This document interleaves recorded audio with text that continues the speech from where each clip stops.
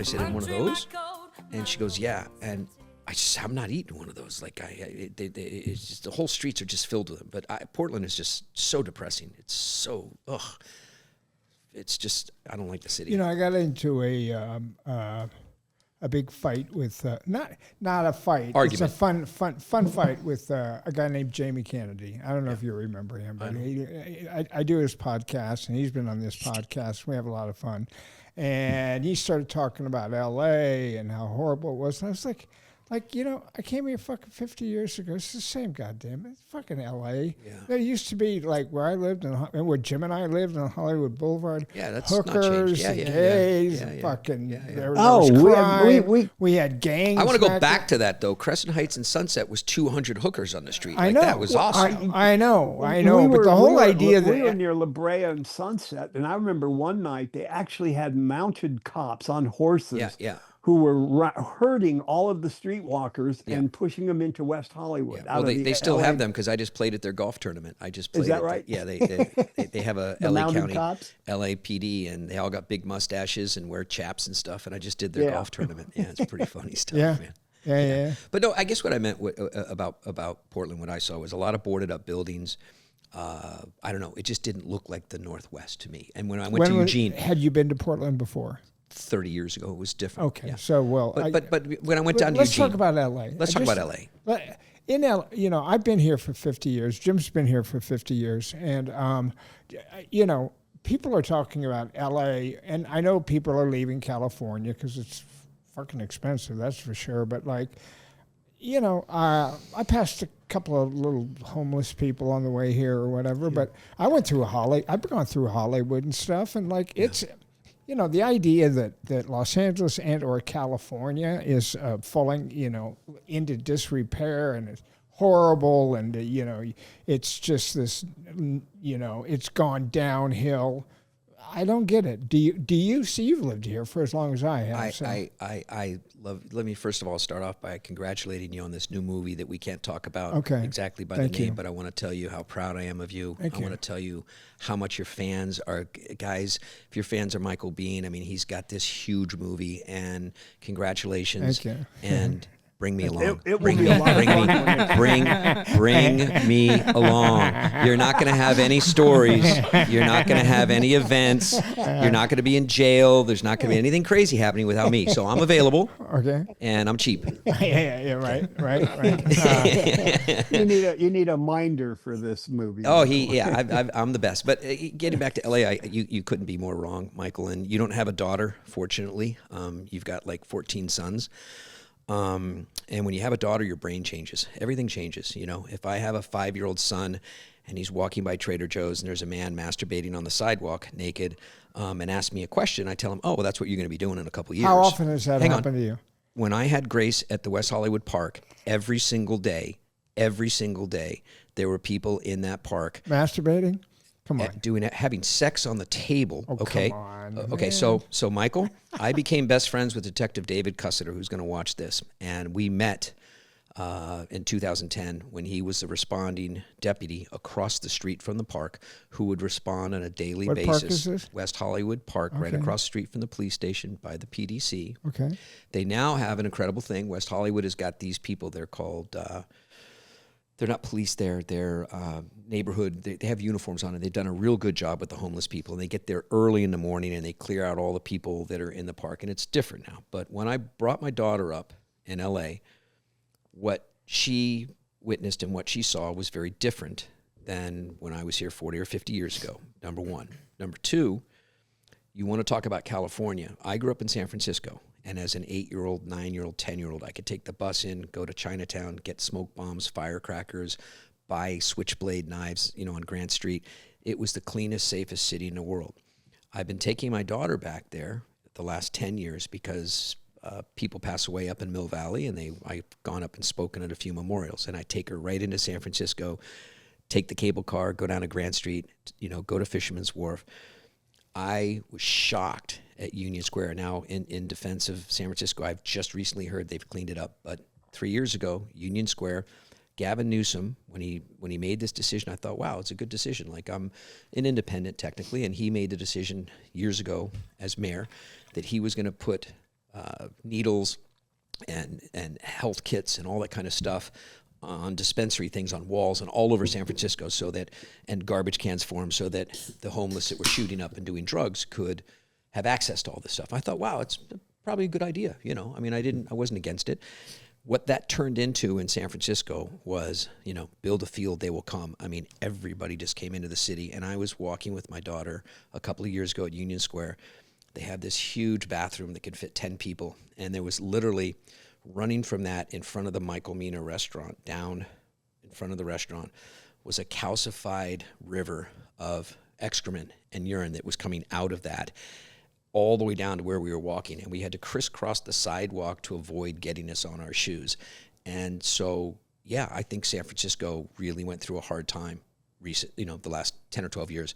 And that was all Gavin Newsom. LA, you could argue, always homeless, always this. I get what you're saying. Okay. Not San Francisco. San Francisco was known as one of the cleanest, safest cities in America. Okay. And I shot in San Francisco, and I don't know about San Francisco, but I do know about Los Angeles, and it just doesn't seem to me that Los Angeles is falling apart the way that some of our politicians are trying to.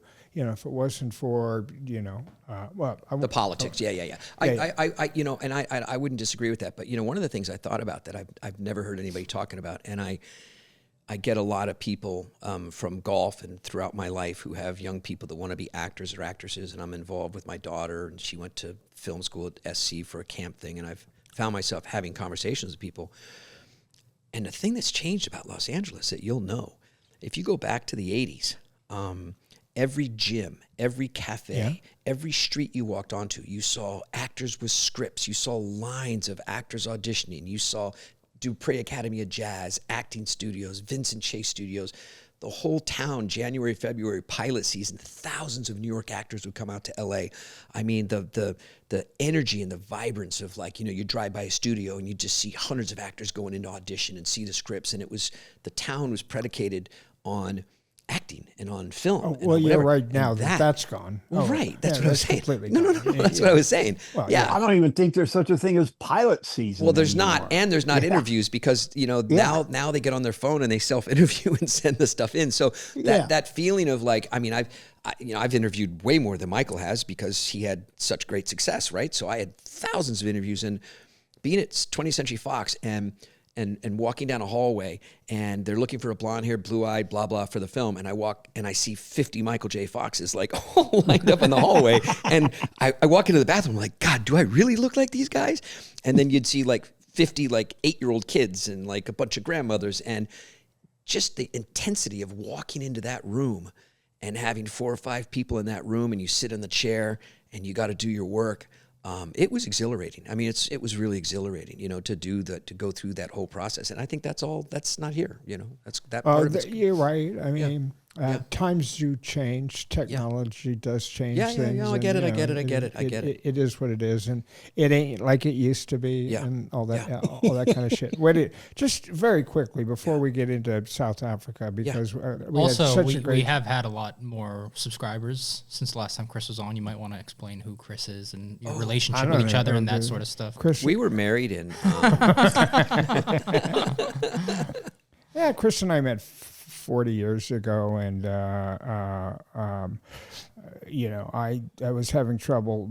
My car was going to get towed, and I couldn't find my keys. I won't tell the whole story. I couldn't find my keys. Go watch episode 1 and 2. Chris came from nowhere. I'd never met him before. I came from a background of juvenile delinquency, and I knew how to open up his car, and that was that. Okay, and that's what I mean. When you're a JD, you're either an actor, now you're a YouTuber. Okay, great. But yeah, we were best of friends, worked together in film and television, and I was a big part of a lot of his kids' life. I mean his kids. I mean, I loved all of his 14 sons.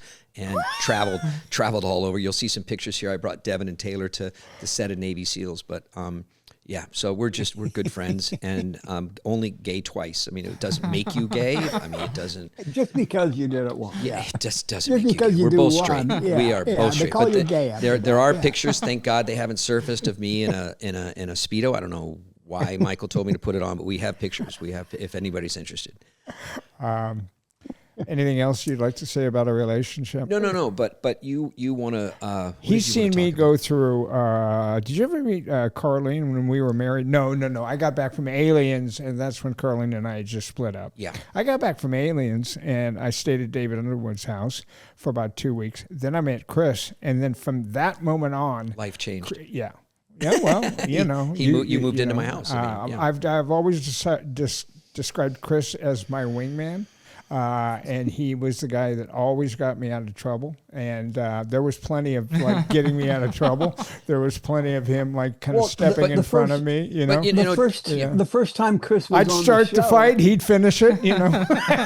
God, there was that time in Manhattan, right? There was that. Remember that with Patsy Kensit? There was that guy in the big trench suit, and you got in an argument with him, and we were at this great bar in New York, and he jumped up with a trench coat, and he was like got a beard, and he's just like 300 pounds, and you're screaming at him, and he just went like, Chris. And I mean, I was looking at this guy like, I'm in New York, right? I'm scared in New York in the 80s, right? And yeah, I handled it, you know, but yeah, it is what it is.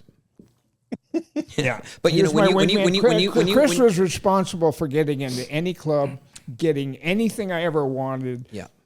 Anything that I ever wanted, I would go to Chris, and Chris would find some way to get it done. Like, I get stuff done. Yeah. Right. But exactly. you know, when you say wingman, it brings up a different thing. And the wingman to me is the guy you go out looking for girls. The greatest thing about Michael Biehn, Jim, I don't know if you experienced this, but we would be out at the Improv or just any place, and he was single, of course, at the time. Yeah. And I've never been single. There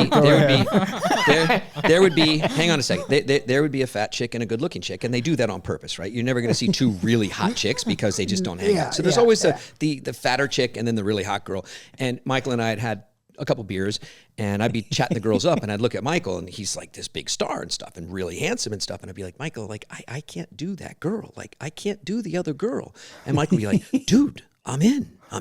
And so he would always take the fat, ugly girl. And I was like, that's, if you want to talk about friendship, you want to talk about a bro, dude, there's nothing better than that. I mean, and he was always like that. He's really good about that. Yeah. You just got back from Thailand, right? Oh God.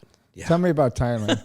I've been there, and like, I've been a bit like, that's Bangkok, right? Well, there's Bangkok is a big city, and Bangkok is fucking horrible. It's like the most horrible it's thing. Overpopulated and it's just terrible. Yeah. But where did you go? So I mean, I ended up being invited to go to Koh Samui, which is like this island, and it's a resort. And I was going to ask you if you went to the islands. Well, so my last trip a year ago, I think I went to Phuket, and that's where I really fell in love with the golf and the culture and Thai people. Yeah.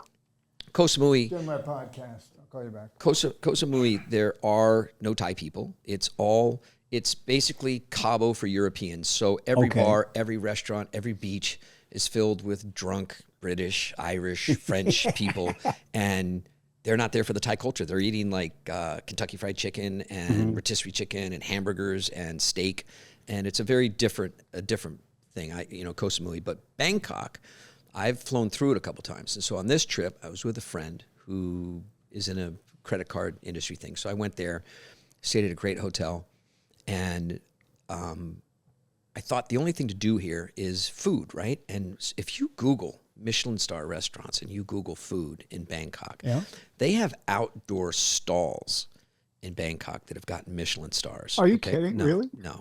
And so the guy I went with, coincidentally named Jim, has never cared about food or whatever. I found these places, and we took our driver to these restaurants and had food that I've never had before in my life. I mean, I've literally, the food scene in Bangkok is incredible. And then we were staying in the 50-story Marriott Resort, Sukhumvit 57, like weird address hotel, but they all have these rooftop bars. Like for $10, right? The hotel Bangkok can be expensive. These hotels are expensive, but Jim gets a special rate. But they're $400 or $500 a night rooms in these 50-story in Bangkok. In Bangkok, oh yeah. Okay. But we didn't pay that because he's a Marriott anyway. It doesn't matter. But so they all have these rooftop bars, and I have video. Took videos. So you don't have to go anywhere. You don't have to go through the streets. You just go up an elevator and you go to these. And I thought, wow, this is gonna be great. I'm gonna see all these beautiful Thai girls, and I'm just so excited. Went up on the rooftop bars, and it's just all Russians and British people drinking, and not one Thai person. It's all set up for tourists. It's all set up for that trade. Yes. And so when I'm in a country, which is a good segue to South Africa. Yeah, I mean, I want to experience their people, their culture, their whatever. Like so, but I wouldn't put Bangkok down. I mean, it's one of those cities like Manhattan. But where you weren't staying in Bangkok. I stayed 5 days in Bangkok. Oh, you did? Yeah, this time. Fuck, a horrible city. I was shooting there about 3 years ago, and I just noises. Wait! I just totally forgot. So one morning, I got jet lag, right? So I'm up at 4 o'clock in the morning, and I'm in the lobby, and who's walking right towards me? And this happened once before with Joe Montana. You know, I saw him, and I Are you sure it was Joe Montana? But and so I didn't go up and say hello to him. I just sat there because I've been with you so many times when, you know, you go to the restroom and a fan follows you in, and you're going to the bathroom, and they're asking you for like an autograph, and I'm standing next to you in the stall next to you, and we're both going to using the restroom. I don't go anywhere without Chris. What's that? I said I don't go anywhere without you. Right. But anyway, go ahead. But so I didn't go up to Joe Montana, and after that, 20 years later, I'm like, man, if this ever happens and I see somebody I really respect and love, I just got to walk up, because you're not going to feel good about it. Yeah. Who's standing right there? But he's in the middle of a conversation with a guy that's clearly, they're involved in a film, they're involved in something, and it's a good conversation that they're having. I can't just walk up, and it's Oliver Stone. And he's staying at the piece of shit. I know. Wait, I watched. I watched. No. I watched. Horrible human being. You wanted to say hi to Oliver Stone? Wait. We should said Michael Biehn. We just want to let you. Okay, go ahead. Yeah, but I watched your Charlie Sheen thing, which was fabulous, by the way. I wish I was there because I have a lot of life experiences with Charlie myself. I could have added some flavor to it, but well, Heidi flies. Well, I didn't say anything, but anyway, I've got my lawyer behind me tapping me on the shoulder. So I never met Heidi, but you don't go down that path. Why not? Don't. No. Well. Okay, so you didn't meet Heidi, but when Heidi got arrested, there was one of her. So there was a famous. God, you're just segueing everywhere. There was a famous madam named Alex in the early '80s. Everybody heard of her. Madam Alex. Everybody knew about her. A girl named Tracy worked for Alex. A girl named Heidi worked for Alex. When Alex got arrested, and whatever, that crazy guy, whatever, Heidi took the book, the black book. Mm-hmm. When Heidi got busted, and I won't talk about any of that, about knowing her and stuff, but Tracy took the black book. And Michael and I were privy to the girls that were $4,000 an hour. There was a huge sale, and they became $500 an hour. And so Tracy became a good friend of Michael and mine. I wouldn't divulge anything else, but I don't think it's been. It's no secret that I have had sex. Because now, Michael, what we did. Heidi, I used Heidi's girls. Heidi's girls. I didn't know people knew that. Okay. So, So they do know that. Got it. And basically, I've told the story many times before. What would happen is I would be out, and I was never very good with cocaine, but I would take cocaine, and all of a sudden I would get like all these like sexual thoughts in my mind. Wow, really? I'm like, oh my God, I gotta have a woman. I gotta have a woman right now. Let's get a woman over here. We ended up, with Heidi Fleiss. Beautiful girl comes over, and I can't get a hard on. Yeah, because I can't believe you admitted that. It's much admiration to you. I mean, I've already. That's fantastic. Him and Charlie Sheen talked about that. No, it's great. It's great. I couldn't believe like a couple things that came out with him. I was like, oh my God, really, you did that? But the great story then that I could tell about that was you were doing one of your greatest roles, playing Johnny Ringo in whatever that movie was called. Tombstone? Yeah, and you got a break. You were filming in Arizona or Texas someplace. And you said, hey, I want to meet you in Vegas. And so you remember me? So, had you have had me be on that set like so many other films, it would have been better. But anyway, I met you in Vegas and called Tracy. And the funny thing about that was now they call this, I think now, like with Epstein, this is like transport. When you say you're calling Tracy, is Tracy working with Heidi? You never saw girls with Heidi. They were. I never met Heidi. Listen to me. Okay. You never saw girls under Heidi. They were $4,000 an hour. I don't know how she built that up to what she built it up to. When she got arrested, Tracy took over, and those same $4,000 girls were $500 because they had to take care of their condos and they had to take care of their whatever. Anyway. Now, I think if you transport girls across state lines, and there's money involved. They call that Jim trafficking. Trafficking. The Mann Act. It's trafficking. Isn't that what got P. Diddy? Yes. Okay. So anyway, we didn't do that, but I knew some girls, and a couple of girls were. Because that's Nevada, right? Yeah. Shh. So anyway, we had a couple of great girls set up, and we're all ready to go. There were 3 of them. Just wait. All right. We had 2 amazing women. I mean, you're talking about just tens, right? And you can't even imagine. And so we had them all set up. They'd come to my house for me to meet them and okay everything, because this is, high level celebrity, right? So at the last minute, this is my rap party on Tombstone, by the way. So at the last minute, the girls canceled, and Tracy called me up and said, "Yeah, they're going to be in Vegas, but they got a bigger job, and they're not going to be with you." So we got the second string, which was really good. I flew with both of them out to Vegas. Went into this huge suite. They'd given Michael this great big giant fruit thing, like $1,000 fruit thing, and we had a great time with those girls watching videos. Let's just say movies. We read a lot of poetry stuff. But anyway, it's about 1:00 in the morning, and we're ready to go to bed. And I get a page, and Tracy says, "Hey, those 2 girls that were in Vegas, they're done. Like, are you guys still up?"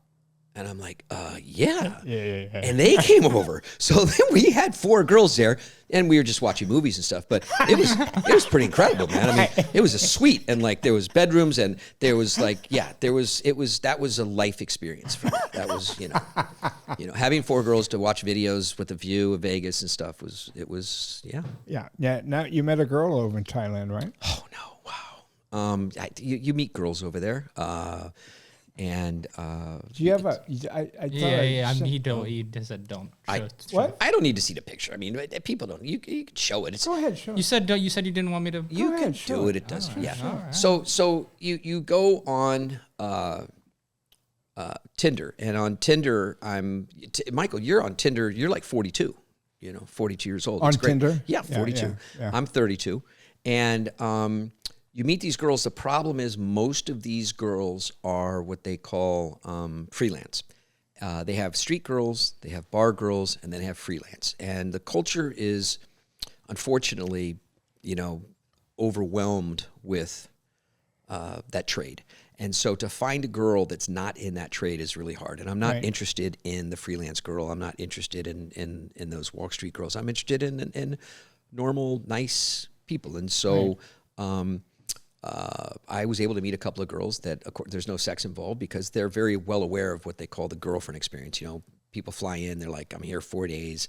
I want to pay you for the girlfriend." No sex involved? No, with these girls, no. They were not going to have sex with me. These girls are nice girls. Like these are down the line. Like I'm trying to get a visa for her to come visit me. These are potentially relationships, not sex. Now I didn't say I didn't have sex in Thailand. Did I say that? No, But there's another level of women there that that I'm more interested in. I'm not. Okay. Yeah. At the end of the day, I am interested in a relationship. Like if I were to spend time there, Right. But it's hard to find those girls. It's really hard, and the culture is so like even the hairdresser that's not a prostitute when they meet an American, they're like, "Well, I could use a little money." Like these. Those are my pictures. I don't know what that is right there. No. Did you send me that? I did not. Well, not you. When you have sex with these girls over in Thailand, because I never have in Thailand, what do you do with the penis? Is it you tuck it back? Do you push it to the side? How do you navigate that? Right. So I know it's been an interest of yours for quite a long time, and it's amazing that every time you mention Thailand and massage or whatever, it always goes to that, and it's an incredible thing because I'm just asking what you do with penis. They don't Chris. have penises, man. They 100% of them have them cut off, and they have full female genitals. And it's kind of sad because none of these people are like. Does it feel like a normal vagina? I don't know, man. What do you mean you don't know? I mean, you seem to know that they don't have penises. You can discern. Because I've asked. So you go to these. You're on a street, and they have massage places, and the legit massage places, they all have uniforms, and you go in and get a great Thai massage. The other ones, they're dressed a little scantily, and they're trying to pull you in. the trans are the best looking of all of them. They just look like, I'll bet. They look like a female version of Brad Pitt. Like, I mean, they're just really, their faces are striking. Their bodies are striking. Yeah. And you can't ask them, are you trans? Because they'll say no, and they'll walk you up into the room and you'll be with them. You have to ask them, or you have to ask them, were you born a girl? And they'll most of the time say, no, I was not. And then you can just say, wow, great, thank you, not interested. But the interesting thing about this trade is that the trans I'm familiar with here in LA, a lot of them that I've known through the years that have had a lot of mental issues. And you've known a lot of them, haven't you? Well, I had an answering service. All the people used to call in on my answering service, Tony, Terry, they all went through the transition stuff and then unfortunately committed suicide. Like, it's a rough thing in America, right? Yeah. The trans there, I'm trying to explain to you, are different because I think most of them are straight. They're not gay. They live out in villages and places, and I don't know how it all happens because the surgeries are all expensive, but they come in and get these surgeries in order to make money, to send money back to family. Like, they cut off their genitals because it's their only way to make money. Wow. And the competition with girls is so huge that I had a couple conversations with trans people there, and they are so normal and so straight and so whatever, and it's just very different. It's kind of sad. Like, it's not, they're not like gay people or struggling people or confused people or people that are born feeling like they were a girl. They do this strictly for financial reasons, 100% financial reasons. And the interesting thing is, and when I go spend time there later in the future, which I plan to, I see so many people that look like you, a normal person, 60-something-year-old guy from some part of the world. He's straight. You can tell. He's a truck driver. He's a banker. You can just look at this person, and they're walking up, and you see them put their hand out to the trans and then walk into the room, and I'm thinking, like, do they know that they're trans? Like, do they? And I want to ask one of them one time, like you're straight, right? And I'm sure the guy's going to say, yeah, I'm a truck driver from Montana. I'm like, do you know that you just slept with a trans? Like, I'm just curious, like, what's it like? And are you aware of it? Because you see all the straight guys going in with trans people. Right. So I'm curious because to me, it's not for me. It's not for me. I mean, so what do we have here? What pictures do we have? I got a bunch. You can pick one out of those ones if you like, any in particular. Well, let's see the picture of Tony Scott. Yeah. There's Tony. Talking about trans. That's one of the greatest directors of our generation. Is that him in the middle? It is. I mean, go ahead. Yeah. So Donna Scott was with me in Harry Master George's acting class. Ray Liotta got me in there. It was one of the most definitive, incredible classes I've been in. He recently passed, and remember the night with Ray and me and you?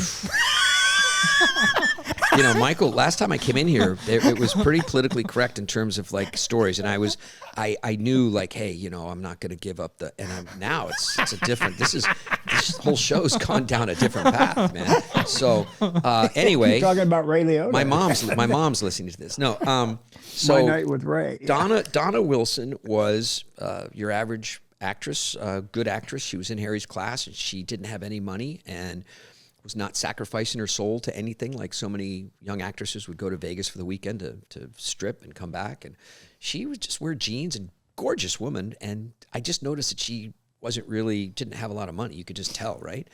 And she left for a while. She got a movie called Donna Scott, right there in the picture.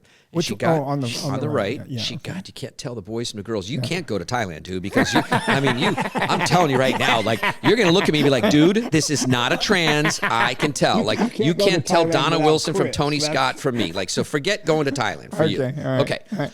Donna went to do Days of Thunder. Okay. And we're all like, wow, she's got a job on this huge movie. She came back and had like the crew jacket with the patches, and she had her makeup. She just looked like $1 million. And I remember looking at her thinking like, wow, what a turnaround. She played the stripper when Tom Cruise and Duvall, Bobby are driving, and they get pulled over, and the police officer throws Tom Cruise up against the bus and starts like grabbing him, and then grabs, I think, his privates, and then she takes off the cop uniform, and it's a setup, and she does a striptease. That's Donna, right? It's a great scene, great whatever. Wow.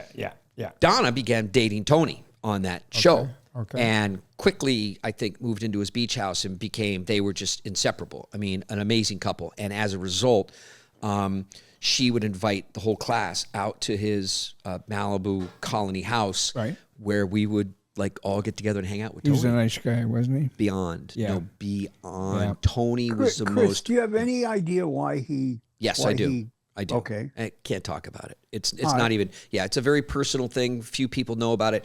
I can tell you that if I was in his position, 100% I would have jumped off the bridge myself. So just understand that no mental illness, no nothing. He had some real good reasons. If you're ever interested privately, it's not my place to, but yes, I It was just so puzzling. I can't imagine not knowing, because from the look of it, you just think, wow, 2 kids, a wife, hundreds of millions of dollars. How about, can you give me a health issue? No health issue, no mental issue, no terminal illness, nothing. No, it's a personal issue. Okay. Yeah. All right. Anyway, let's move on. So we just became great friends. I mean, I'd go to that famous Beverly Hills Mr. Chow's. Yeah. Oh, yeah. And Tony was just like a little kid. He was just so sweet and amazing. And so I had a table at Roxbury that you used to go to a lot. Yeah. And it's Halloween. And Donna says, Tony wants to go to Roxbury tonight. And even Tony couldn't get in there, right? Like, he had to be with me, right? So I'm like, do you got the table? I'm like, I got the table. And she goes, I don't have a costume or anything. She goes, well, Tony's going in drag. I'm like, what? And I said, wow. So it was like 3 or 4 o'clock on Halloween day. And Explain to the audience who Tony Scott is, Jim. Some of the pictures that he directed. Oh, well, Tony and his brother Ridley started. Jim, go ahead. I want to hear what you say. How he started out his career. I want to hear. Well, they were really good commercial directors. What did they do first? What did they do that no other commercial director had ever done? That I don't know. Right. So if you look at those early car commercials in San Francisco, where I grew up on the Marin County side, they took a helicopter for the first time and filmed backwards and forwards, the helicopter going backwards and forwards, the cars up on those cliffs above Marin County. Yeah. And so they got these helicopters and got them down on the ground going 70 miles an hour, filming cars. And they started Pinewood Studios, which is where you filmed Aliens. That's their studio, Tony and Ridley Scott's studio. They own that? They built it. That's theirs. I mean, that's Pinewood Studios is theirs. Yes. I didn't know that. I know. I mean, I knew they shot Alien. No. That was their studio. They built that studio. They own that? That's their whole commercial thing. So Tony came up in commercials and was a commercial director. Yeah, and of course. He had, and Ridley too. So before he died, I'd given him a copy of Hansel and Gretel, my Holocaust book that I want to make into a movie. Yes. And I said to Tony on the phone, I said, you need a statue. And he goes, I know, I do need a statue. For people that don't know, that means an Academy Award. It's kind of a term in Hollywood. Yeah. So he was directing these movies that were making billions of dollars, but even a guy like that wants a statue. And the kind of films he was directing, he wasn't going to get one. So I have a book and have a movie to be made that would give him a statue. And I sent the book over, and we were talking about it like a month before he committed suicide. Okay. Anyway, I drove down to Hollywood Boulevard at like 3 p.m. There's a famous costume place down there. I got a wig, I got the dress, I got everything, and I forget who did my makeup, but one of the funny memories is that that's not you. That's me on the left. Oh, it is. Yeah, when you first sent me that pic, I thought that was Dad. Really? Yeah. I was like, Dad would be more comfortable dressed like that, but that's me. You look pretty good. Says Forget Thailand, man. I mean, that. I know. I could be a good trans. I know, right? I still use that picture on Tinder when I'm going the other way. But the funny thing is, so many times you're with a girl and they break a nail somewhere, and they're like, oh my God, I gotta go, I gotta leave, I gotta get my nails. You're like, it's a nail, right? Well, I drove my Harley there, and I had these long nails put on. I think Gina did my makeup. I think Gina was in makeup school and all that stuff. Yes, I'm sure of it. I came to your house. Gina did that makeup. Caitlin's mother. Yeah. Okay. Gina did that makeup for me and put the nails on, fishnet stockings, all that. I was driving my Harley to Roxbury, and I broke a nail. And when you look at your hand with 5 2-inch long nails and one's broken, it's ruined. So I picked it up and was asking girls there for rubber cement, and gluing it back on. But going in drag, every girl at Roxbury would come over and they would grab, you talk now, you can't even touch a person, right? They would grab my breasts and squeeze them, and I would naturally lean over and squeeze theirs, right? And you could never do that if you're dressed like, you could never do that any other day. Yeah. And I just remember like girls dragging me into the girls' bathroom and like saying, come in. And it was just like, wow, this is the other side. This is wonderful, Right. Yeah. What year was that about? It says 91 right there on the picture. Okay. But, so I liked that drag so much that Sylvester Stallone, one of my best friends who lived with me, was his art dealer, and Richard Natoli. And he called me up and said, Sly wants to go to Roxbury and for another Halloween. I said, great. I know what I'm going as. I'm going in drag. You know what Sly shows up to Roxbury on Halloween to sit at my booth? He shows up as Rambo. He dressed in his Rambo military outfit with this whole thing. And I'm sure in his closet. Yeah. He put it on. I mean, it's just kind of funny though, right? He went as Rambo? Yeah. And I had this I don't know why we've gone down this Hollywood like thing, but I had this incredible, beautiful girl. I liked her so much. I mean, we'd been on a couple of dates and she's just stunning. She looked like Patty. Remember Patty? She looked like that. And I've been, I wanted to use the word grooming. David's Patty. Yeah.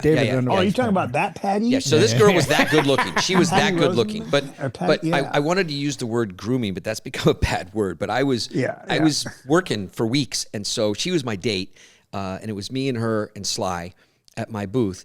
And within about 15 minutes, I remember Sly leaning over to me and saying, "Hey, this girl's like really beautiful." And I'm like, "Oh wow.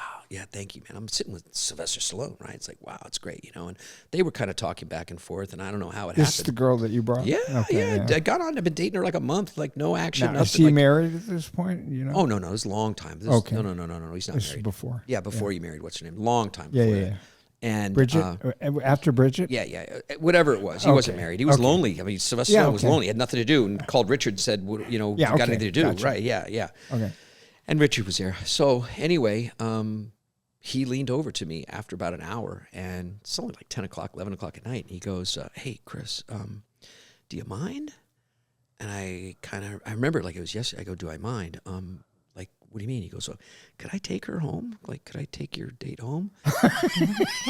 And I mean, I knew at that young age, like if I said no, like that's not going to win. Like, so it's almost like this Swalwell thing right now. Like, you better just quit because, things quit, are looking bad. Things are looking pretty So things were looking pretty bad for me. And I said to him, like, I played it like, Swalwell or who are you talking Sly. about? I played it like, I was just like, oh yeah, sure. No, yeah, take her. And he literally just grabbed her by the hand and said, let's go. And she looked at me and said, sorry. And they jumped up and left. Right.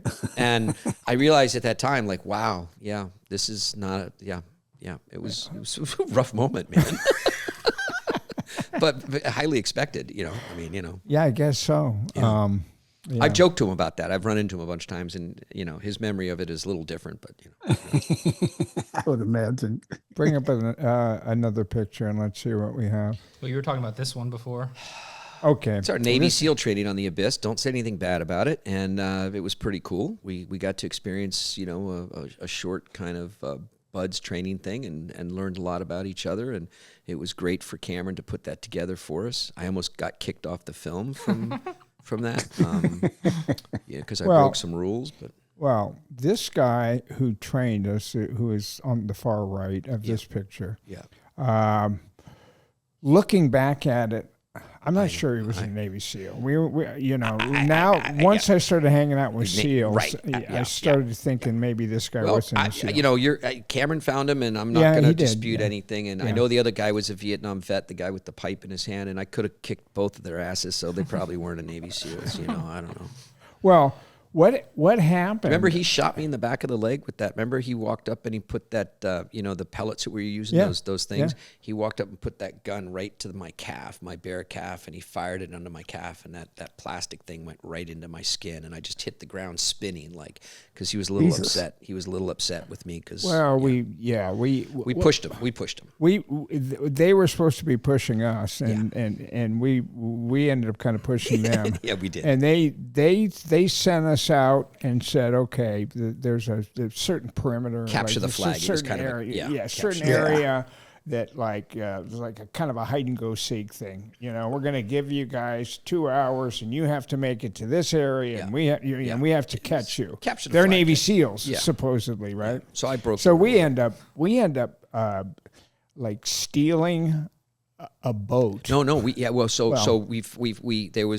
a boat and we had all this stuff, and I realized they'd be watching us, so we actually popped the boat and floated the uninflated boat across this river into these marshes, and then we had a boundary. But I said, hey, this is war, and so we went around those boundaries, got to their Jeep.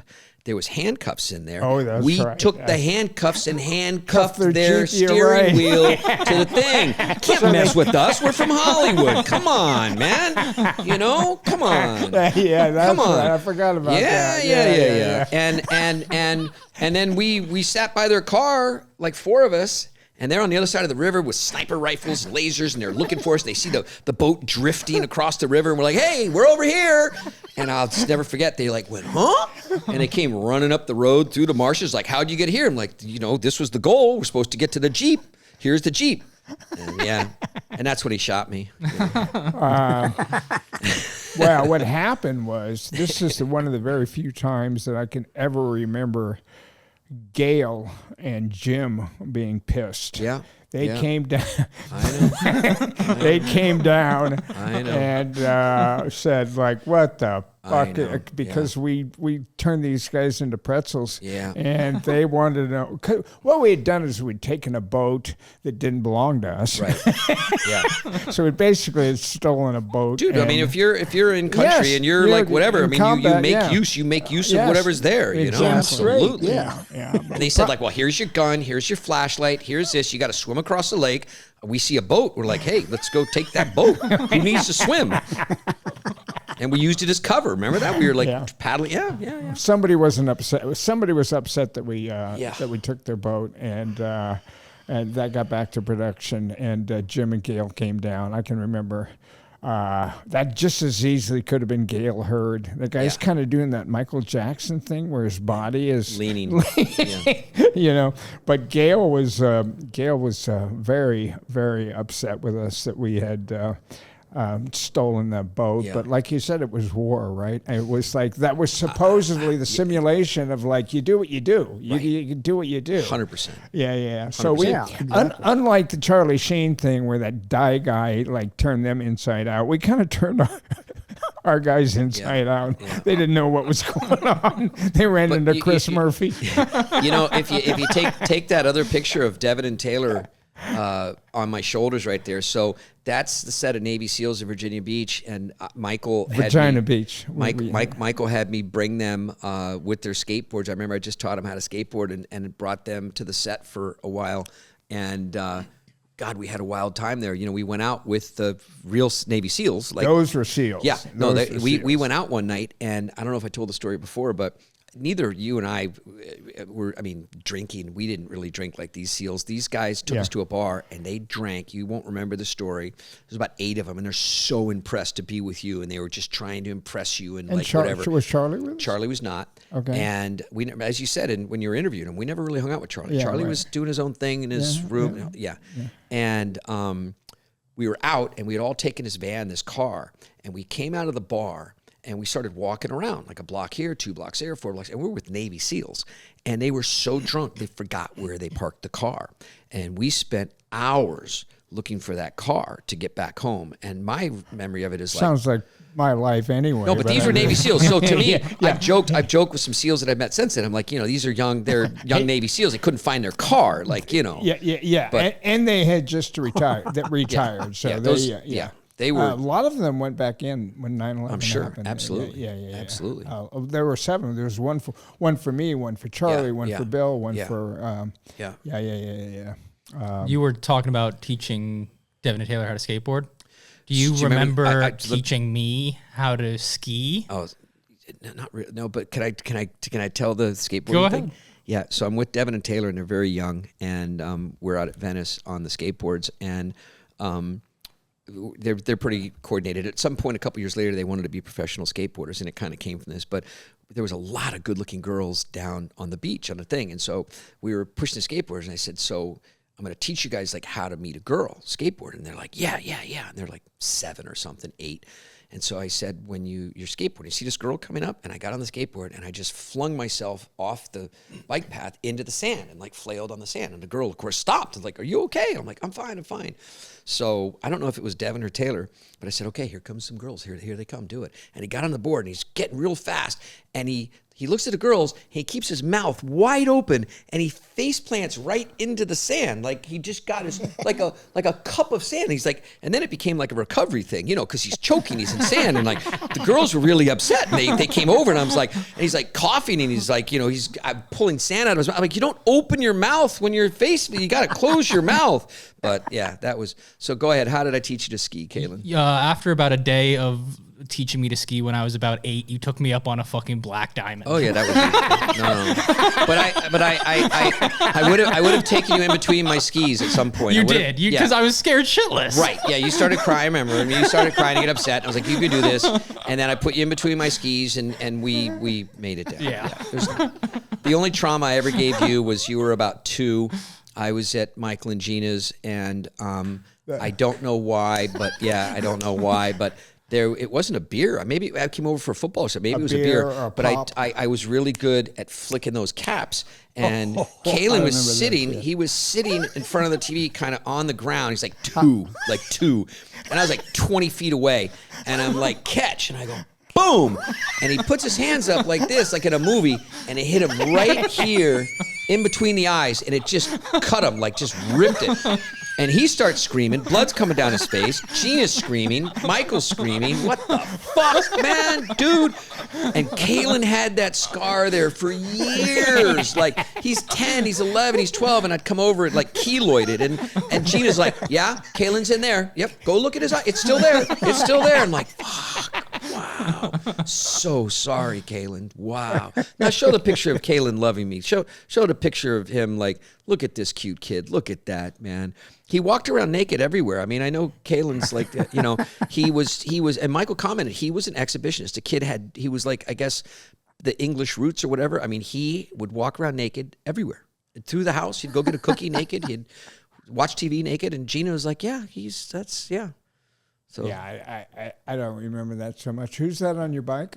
That is Taylor on the Harley. Taylor? Yeah, and that's on your apartment. That's your apartment in Beverly Hills. No, yeah, Shenandoah on Shenandoah. Yeah, that's your apartment. Yeah, and well, what I remember the most about that apartment is that's the apartment that I was in when you broke up with that girl. Oh, let's not talk about breakups, man. Please, come on, man. They've all been really easy going on me, and yeah. All right. Let's go to the picture of me giving you directorial like instructions on the abyss, lower right. Look at that. Look at how cute. Listen, Michael. This is the way to do it. Yeah. I'm trying, and you're looking at me like, who are you?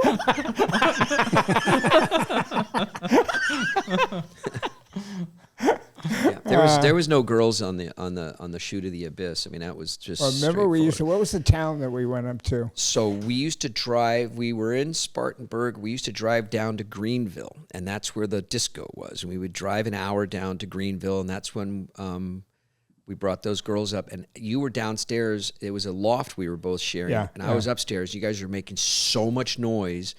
Me and my girlfriend, we were just reading books. We were done, right? We watched our videos. We were going to bed, and you were making so much noise. Who, Gina? No.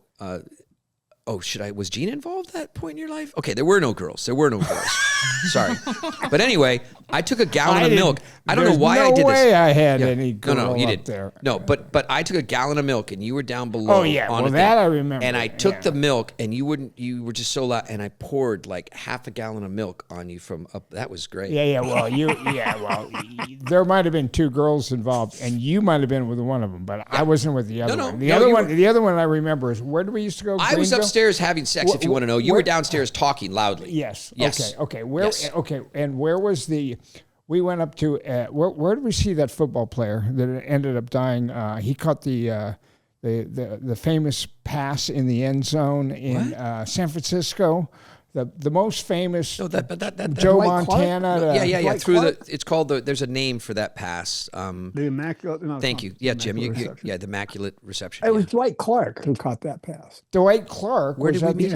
Well, we used to go up to Spartanburg or one of those fucking places. Yeah. That's where That's where the bars were. That's where we would party, and that's where we would go up. We met him there. Yeah, well, I did. I mean, I thought you would remember this. I would have been with you. I don't remember. Well, he used to be quite the partier himself. You know, the story that for some reason, why was it? Let me just finish the one thing is I do remember at one point that we did pull a girl out of there for Chris, and it was late. You know, she was a. What do they say? That she was a... they didn't have trans then, so you can't go down that path. She was a 2 at 10 and a 10 at 2. You remember that? I don't remember this.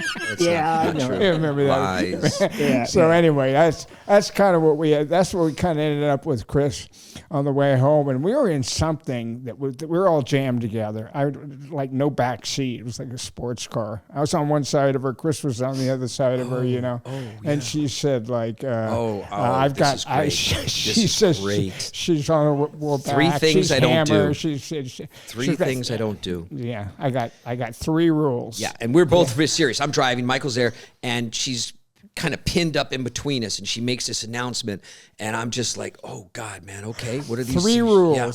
No rough stuff, no anal, and... I forgot. I forgot the third one. She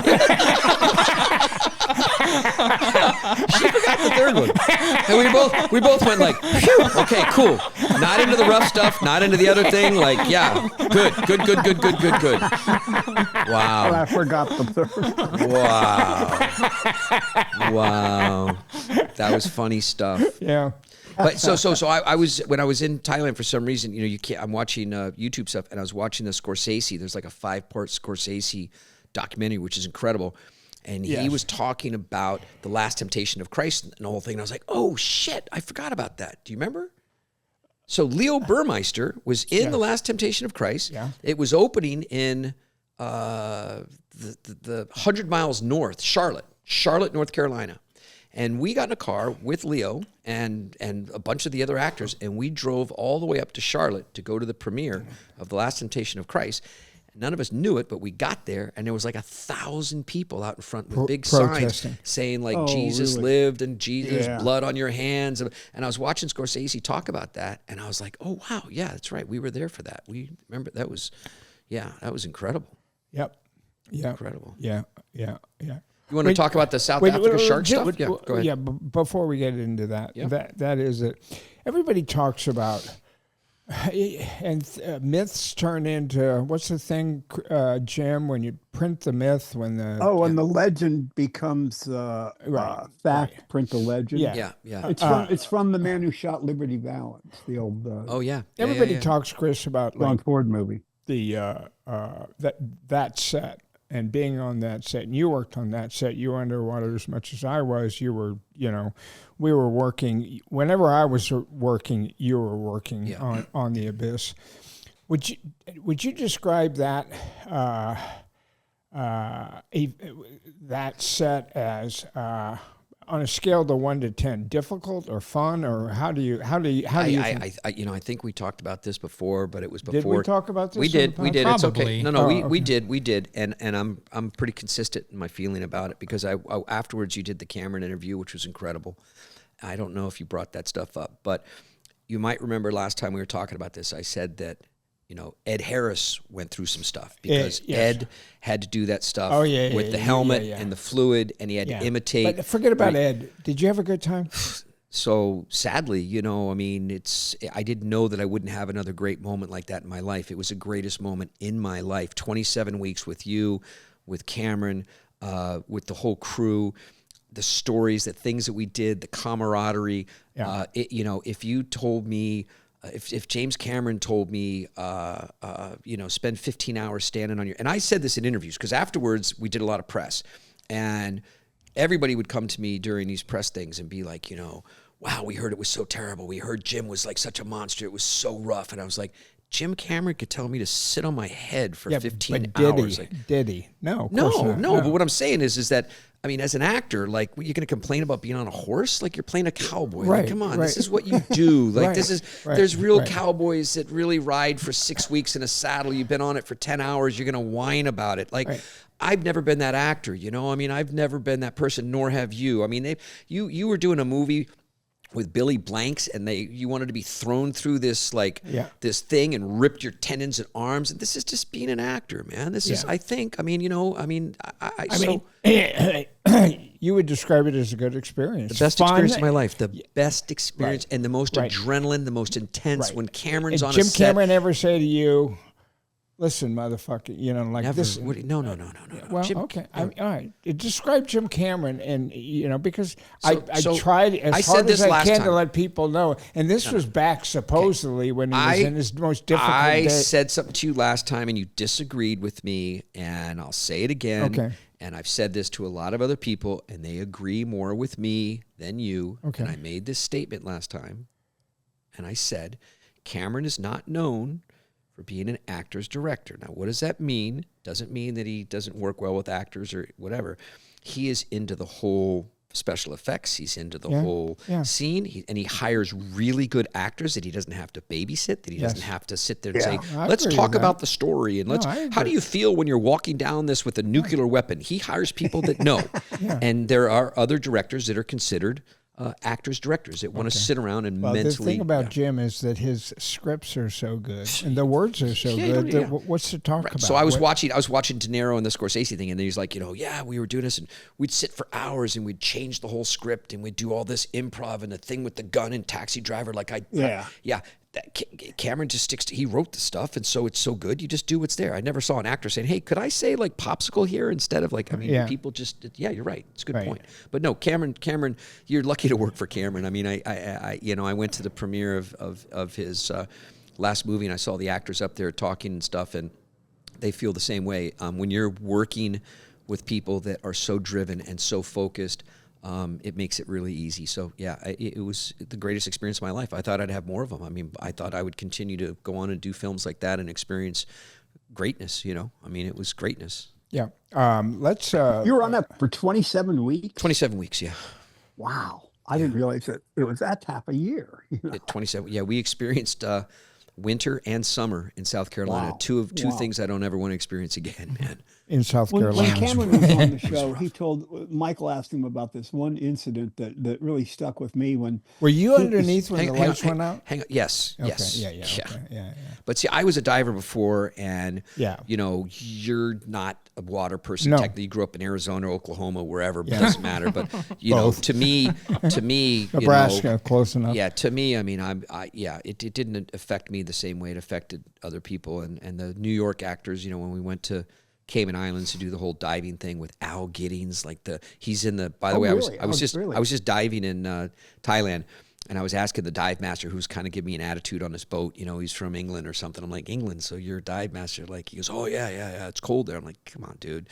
And I asked him if he knew Al Giddings. I'm like, no. I'm like, do you know that there's a Divers Hall of Fame? And he's like, no. I'm like, well, look it up. I mean, he's like in the Divers Hall of Fame, and he was our dive master. You know. Yeah.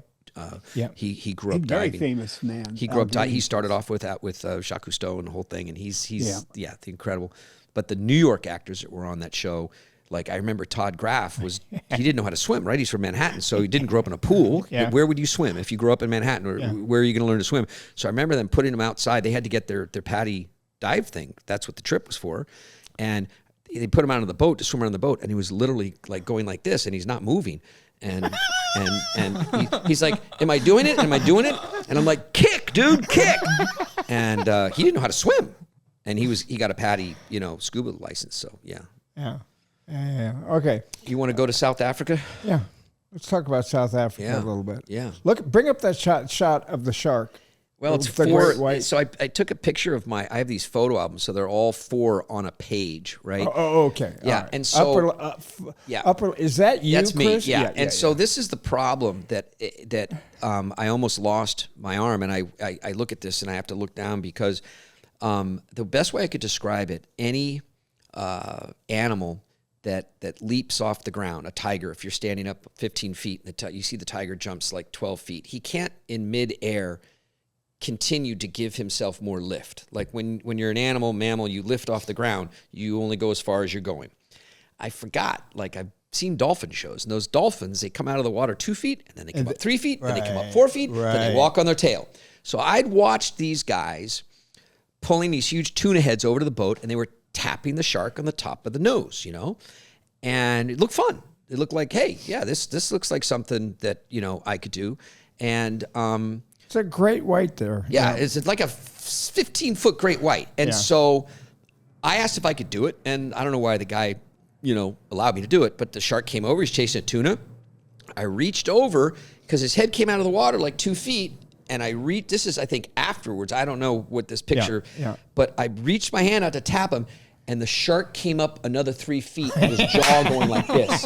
And, when you see him bob up, they kind of bob up like this, and then he's got a tail, and he just whipped it and went right up and snatched my hand. And I went, whoop, and pulled my hand back. And that's the last time I tried to touch it. I mean, and the first thing you said was, "We're going to need a bigger boat." South Africa, isn't that famous for the sharks that jump out of the water? Yes, that's where they do all the aerials of Shark Week. Yeah. So they bounce the seals off their nose. So there's a famous little island right there. Forget the name of it. All 10,000 seals are on it, and it's like a gauntlet they got to go to get out to sea. And so all of those dive boats position themselves in there, and they chum the water with tuna. And I think all those sharks, I watch Shark Week religiously. I think a lot of those great whites disappeared, and they don't know where they've gone. I could be wrong. But, you're right about that. Yeah, but there was a lot of these big great whites there. And we got down in the cage, and so they put us in the cage, and we went down. Yeah, it's intense. Did we have on? It was scuba. No scuba. No, they put a line down. They put it's just to put a line down. And you got it in your mouth, and you got a mask on. And so we're down about 10 feet, and these fucking things are And the visibility is not great, and it's like these shadows coming through, and it's an intense experience. Yeah. We but after that, Michael said, he's filming this movie, and I'm down there, handling everything. And he says, let's go to Kruger National Park and go on a safari. I'm like, wow, cool, let's do that. And I had a couple, you didn't do anything wrong, but I had a couple of like pretty big, stupid things happen that you'll remember when I start telling you the story. Let me tell one story in particular. And we haven't talked about this, but you'll remember this. Is we used to do what they call a walking safari. So we had our guy, and he would say, "Okay, we're just going to go walking," and he had a rifle. The law, whatever it is for the park, was if these game guys ever had to use their rifle, they were fired, right? Yeah. So me and you and him are out. We're walking. Tall grass. No giraffes or like they're 30 feet away. Like it's just fucking incredible. Yeah, it was amazing. Absolutely incredible. Amazing. So anyway, we're kind of walking down this road, and we're with our guide, and he's pointing out bugs and this and that, and these plants and this and that. And a Range Rover comes in the other direction. Range Rover comes and stops, and he was like some South African. I can't do the accent. And he said, "Oh, mate, just wanted to let you know that there's a lioness and her cubs in a tree. Not in a tree, up the road about 100 yards. Yeah. So just wanted to give you a heads up. Oh, thank you." He drives off. He came from that Virgin Atlantic, one of the most pristine things in Kruger Park is the guy from Virgin Airlines. Whatever that guy's name is, he made this. Branson. Branson has the most definitive. Yeah, they were. Yeah, so we coordinated with them a lot. Yeah. Okay. Oh, cool. So the guide says to us, "Do you want to go take a look?" Yeah.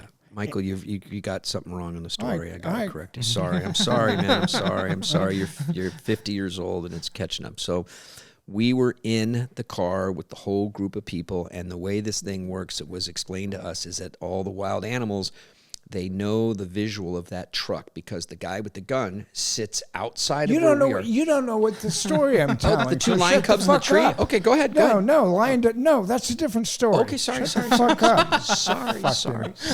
You're the fucking. Tell your story. All right. Yeah. You might not remember it because you're too fucking old now. Okay, You don't okay. remember anything anymore. So anyway, so the guide turns around. We're walking. We're on the fucking walking. We're walking the road. Guy comes up, warns us. There's a lioness and her cubs, and they're right by the side of the road. The guy turns around to us and says, "Do you want to go look?" Of course. And I was like, fuck no, no, I don't want to go. No, I don't. But That's when they're nasty. But of course, Chris Murphy, his first response was, let's go look. Let's go look. They were just right off the side of the road. Yeah. And I was like, I didn't want to be the fucking, the wimp, the pussy, the wimp at that point. So I kind of like, I hid behind those two guys and said, if they get eaten by a lioness, they're going first, right? So we walk up the road, and we get to an area where all the grass is down now, and grass is about this high, and there's an area about like 3 or 4 yards by 3 or 4 yards, which is a big circle, which is where they were. And what the guide said to us was they probably heard us coming and were frightened and ran off. Yeah. Do you remember that or not? No. You don't remember that? I believe you. Yeah. Okay. Fuck you, too. It was one of the most It was one of the most amazing things. But I did. Let me say one other thing. Yeah. One of my then I'll let you talk, Chris. I know it's very hard for you to be quiet for more than about a minute or two. But what also happened, which was great on that trip, was we would go out in these Jeeps, and we would go out and we'd go to see elephants. And these elephants were not like fucking elephants you saw in zoos. These elephants were like incredibly big and incredibly immense. And like the guide who was driving ours said one of them was in heat. You're not going to tell that because can I tell the story about that? Yeah. So we're driving along the road, and the other place that you stay, the Branson thing, they're all on radios, and when they see like one of the big 5 or big 4 or 7, they radio us, we radio them. So there's a big group of elephants, and we drove down this road, and literally like 50 elephants are just casually just cruising through. Big motherfuckers. Yeah, we're sitting there, we're watching the babies and all these things, and all of a sudden, I don't know if it was musking or whatever they call it, right? This big elephant. Yeah, somebody. And so we were sitting on this road, and this elephant bigger than anything I've ever seen in my life. I mean, it was just giant. Do you remember we backed up to him? Do you remember what I did? Well, no, but we were backing. The guy in the truck was backing up, and he was charging us. Eventually we got so fucking close, and this thing got so fucking mad. You don't remember what I did? Oh, go ahead. Yeah, you don't remember. I probably. Right, what'd you do? Don't go on safari with me. So the elephant wasn't doing anything. It was standing on the road, and it was kind of charging 3 feet and backing up and flapping its ears. And we were taking our truck, and we were backing up. We didn't do anything. We weren't backing up at anything, and it was pretty far away from us. Like, I want to call it 75 yards or something. And I was always sitting in the back of the truck for a reason I'll explain later. But I was kind of pissed. It was just sitting there. I wanted to see it charge us. So I got out of the Jeep, if you don't remember. I got out of the Jeep. This sounds like a Chris Murphy story. So in the front of these trucks, these safari trucks, the guide sits in a little bucket seat on the front bumper with the gun. Yes. And what's amazing is that when you're around lions and stuff out there, they see the silhouette of the truck and they recognize the silhouette of that guy. If you put your hand, you're told, if you put your hand over or if you get out, suddenly their instinct comes in because they're not used to that silhouette. So we're all told that. You don't put your arms out and you don't get out. Don't ask me why I did this. I mean, this is horrible. Don't recommend this at home. But I was kind of like, I wanted some excitement, and the elephant was pretty far away and it's flapping its ears and it's roaring. And in the background are, the 40, 50 elephants going by and he's going, doing this whole thing. And he wasn't charging us. And I'd seen videos of, I wanted him to charge. I jumped out of the truck and the guides couldn't see me. I jumped out. I started walking forward.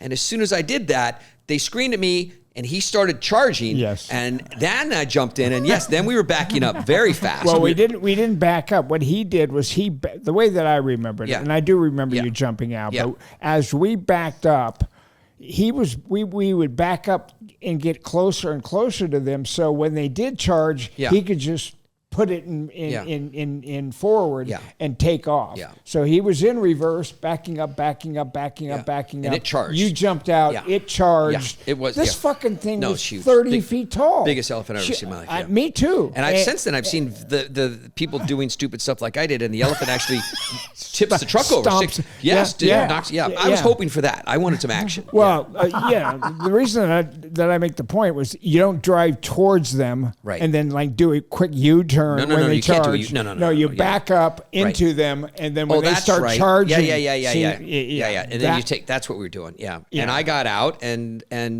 wanted to, but I did a couple things like that. So the story that I remember with the lions was there was a thing that there was 2 lion cubs up in a tree, and the mom was off somewhere hunting. So we pulled right up. It's at nighttime, 11 o'clock at night, and we put the headlights on. And there are these, last time I was here, I was talking about the wild animals I used to, work with. I told the story about your maid and stuff with Romeo. Yeah. So I would go out and work with Brian McMillan Animal Rentals. He had the lion, Romeo, that did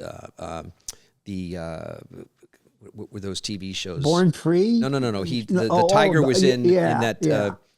It doesn't matter. I'll think of it in a minute. I remember. I know what you're talking about. And he went over. Anyway, so I thought I was pretty good with animals and knew about animals and stuff. And so we pulled up, and we're sitting there for like 10 minutes. We're all sitting there oohing and awing, and we're looking at these tiger cubs going, and like pawing each other in the tree. Don't ask me, people. Don't ask me why I did this. I mean, please.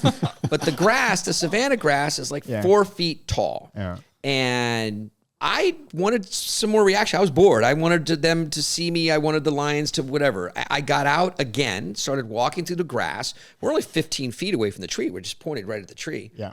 I start walking through the grass, and the guy in the front says something in Afrikaans, screams, and I look over to the right, and about 100 yards away, I see the grass folding down very quickly in my direction. And I got to tell you, I got up in that car. I literally jumped up in, and that lioness came sliding up, just vroom, like right there. And they all started screaming at me and getting mad at me, and I was terrified. But we had a moment of excitement. I mean, it was don't get out of the truck. Yeah, that was.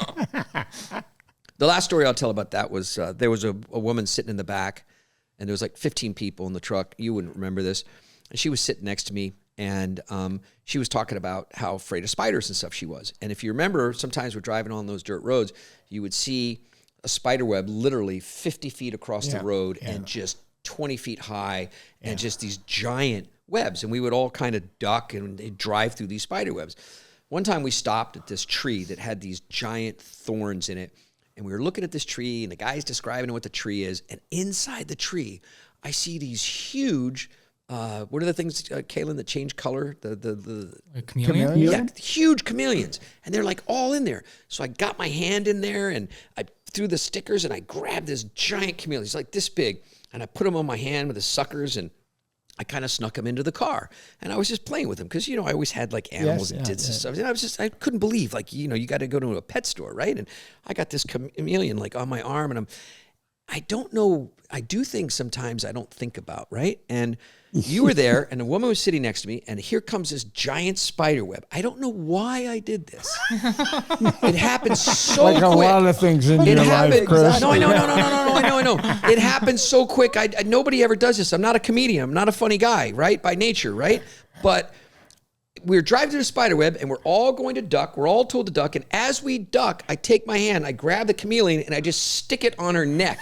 right as we're driving through the spider web. And you feel parts of the spider webs, and you're all going like this. This woman screamed, hollering, and fell to the floor in the Jeep. The Jeep had to stop. Everybody thought she'd gotten hit by a car. And I just grabbed the chameleon, and I jumped out, and I walked over, and I put him in a bush and tried to play it off. But it was a pretty big moment. I don't know why I did that. That was a great trip. Yeah. And that, what's the name of that park? Kruger. Kruger. What an incredible experience. Incredible. Yeah, incredible. The whole South Africa, when we got toured down into that place where they live and those, and they take, the floors were like granite.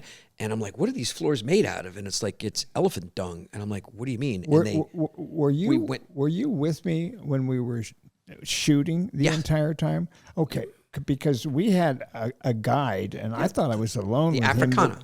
Yeah, and then he was from Zimbabwe. They call it Zimbabwe or whatever.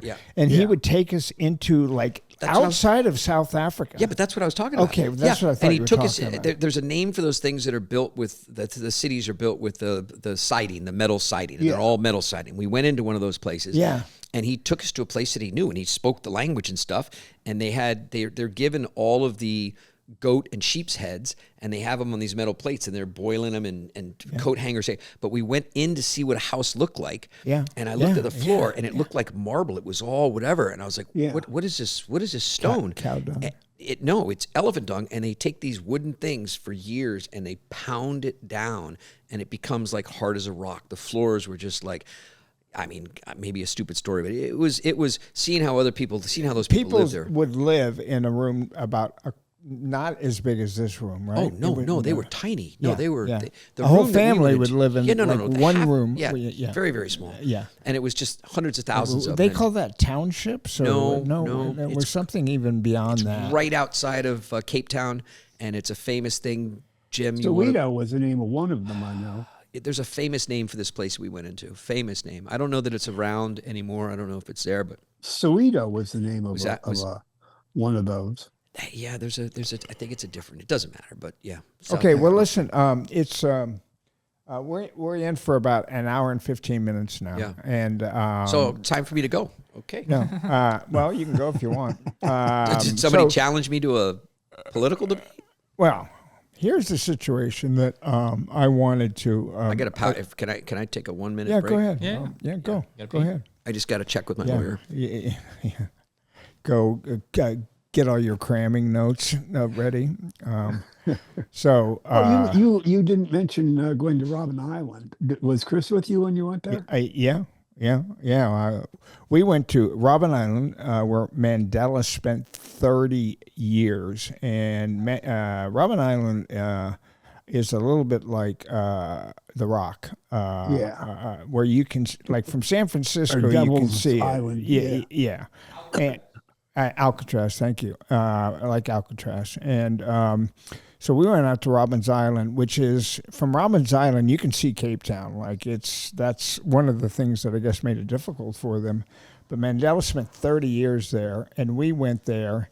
And the guides, we went into Mandela's cell, and the guides that were showing us around were the guys who'd spent 30 years in jail with Mandela. Him. You remember that? But in the 70s, I would go to Alcatraz. Bring that up closer. Bring the mic up closer. We'd go out to school trips. I can tell you, I can't hear you. Bring your mic. All the people, when you visited Alcatraz in the 70s, all the people that took you in the Birdman of Alcatraz's cell, they were all convicts there.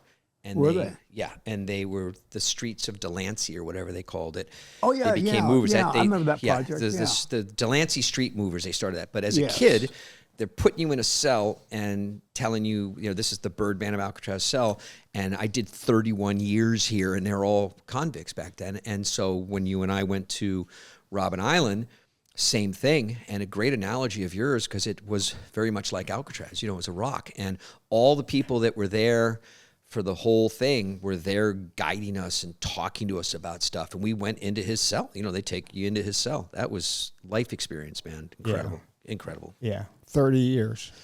30 years unreal. They spent on that fucking island. Yeah, unreal. So. Looking at the picture up there. That's me with Donald Trump. Wow, look at that.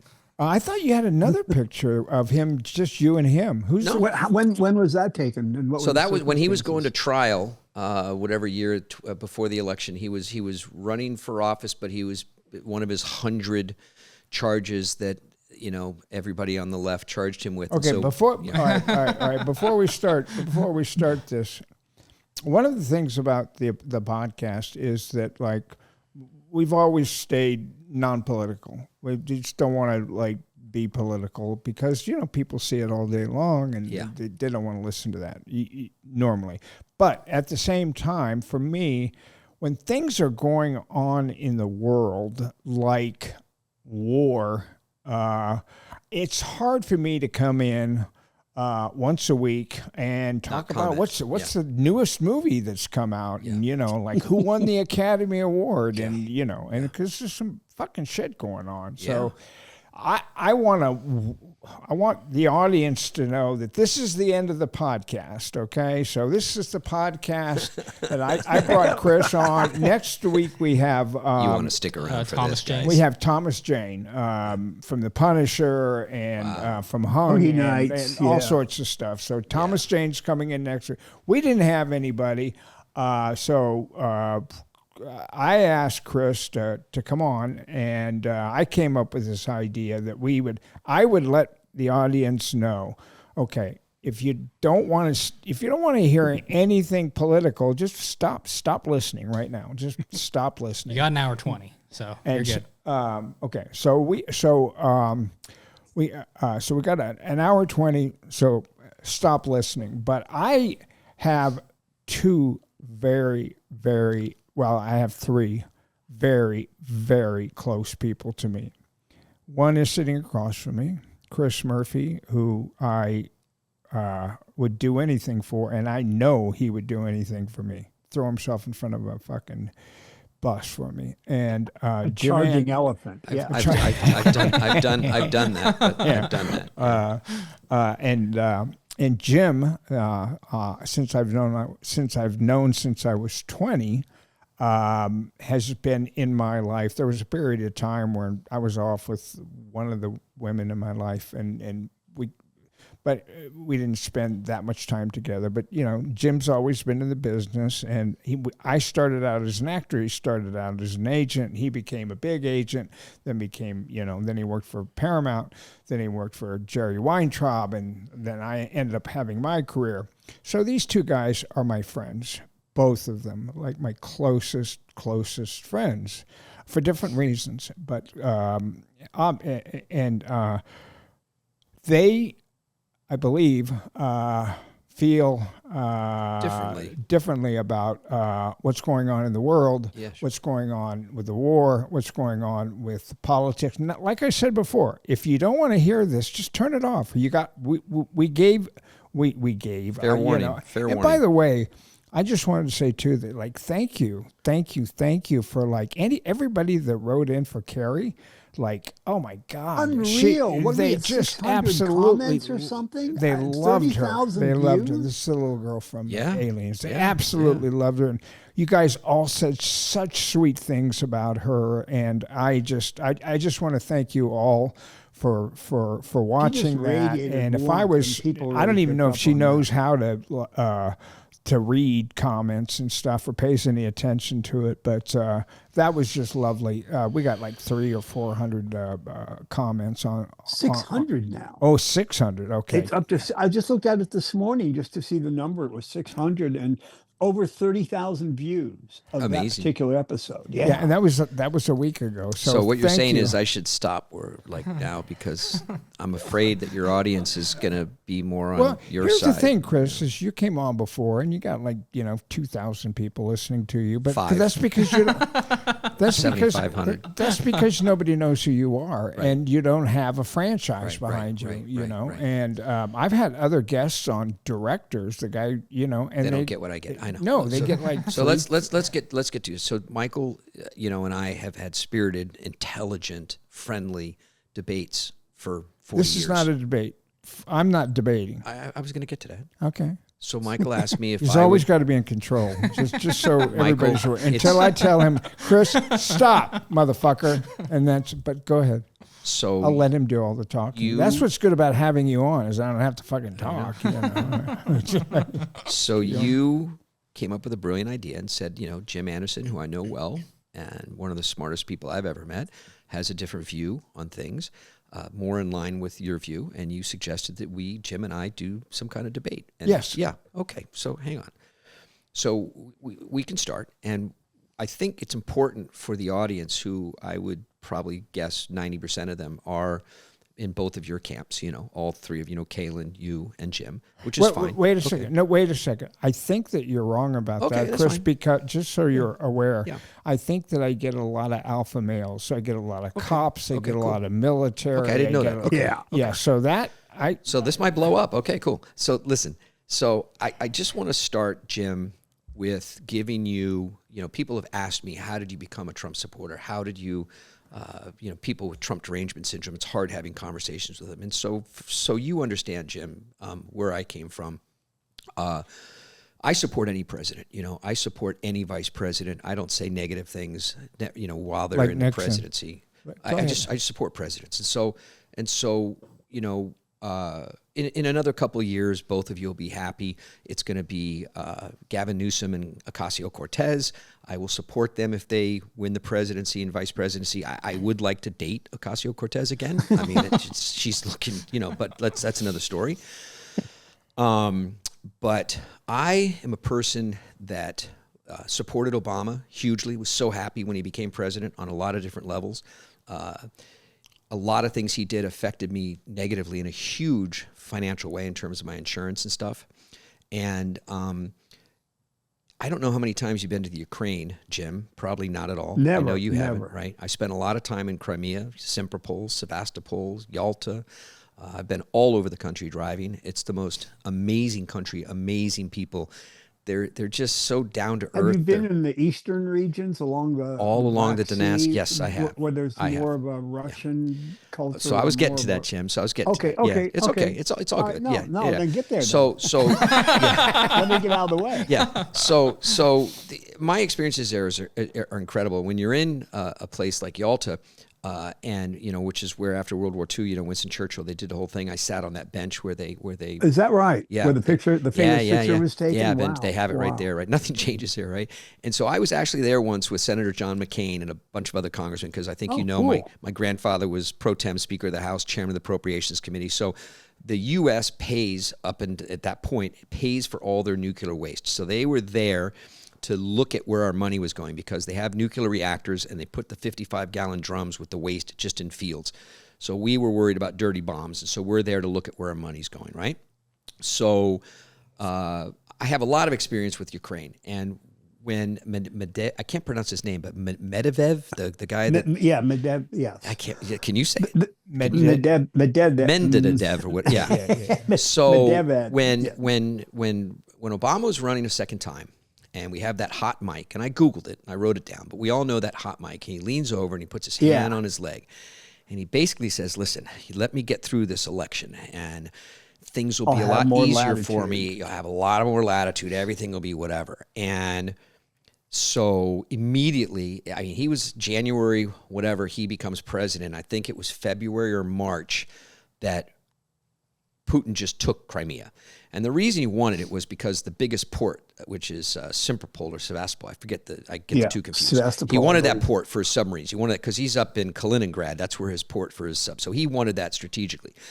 When you're there, they're all Ukrainian people and Tartars. A lot of people don't know what Tartars are, but that's all Genghis Khan, and they have a little epicanthic fold on their Mongols, eye. Well, they're called Tartars. They're an ethnic group of people, right? And so they all think of themselves as Ukrainians. When you go east, there are a lot of Russians and a lot of Russian farmers, but the vast majority of the people there, Kiev was their, Peter the Great. In 2003, I was there for the 300th anniversary in St. Petersburg. Kiev was the capital, blah, blah, blah. Anyway, Crimea was taken. I was like, wow, that's a big deal. Okay, fine. Then we've got Biden as president. Putin puts 100,000 troops on the border, and Biden says, they might do some incursions. Nobody's going to invade. So he talks to Ping from China. Ping calls him up and says, listen, Putin, please don't invade during my Olympics. You guys all remember that. Don't invade. Let me get through the Olympics. The Olympics are done, and 2 weeks later, we're in the Crimea, the Ukraine is, those 100,000 troops come in. And you hear Trump talking all the time, like, if I was president, it wouldn't have happened. You know why it wouldn't have happened, Jim? Because when Putin put 100,000 troops on that border, all we had to do is send a few hundred Marines to do games. We do games with everybody. We do war games with everybody. Putin never would have come into that country. This war in Ukraine is a perfect example of liberal politics and a person like Joe Biden. So bring up a point to me. I vote by when Trump came in, I thought we got a businessman. There's a lot of things that he says. I'll tell the audience that I've been a volunteer for the campaign for 10 years. Okay, you're talking a lot now. Okay, I'll finish. So I talked to thousands of people in the first campaign, 2015-16. I would tell people, everybody said the same thing to me, independents across the country. They said, I can't take the tweets. And I told everybody, thank God they didn't have my phone number because it's all done through a computer system. And I would say, listen, when he's elected president, I promise you, the tweets will stop. This is all a campaign thing. And they didn't. And so with that, Jim, pick a subject, pick something that you think has gone incredibly wrong. Let's hold the war for let's start with the war. You want to start with the war? Let's start with the proposition that Trump would have done anything to interfere with Putin.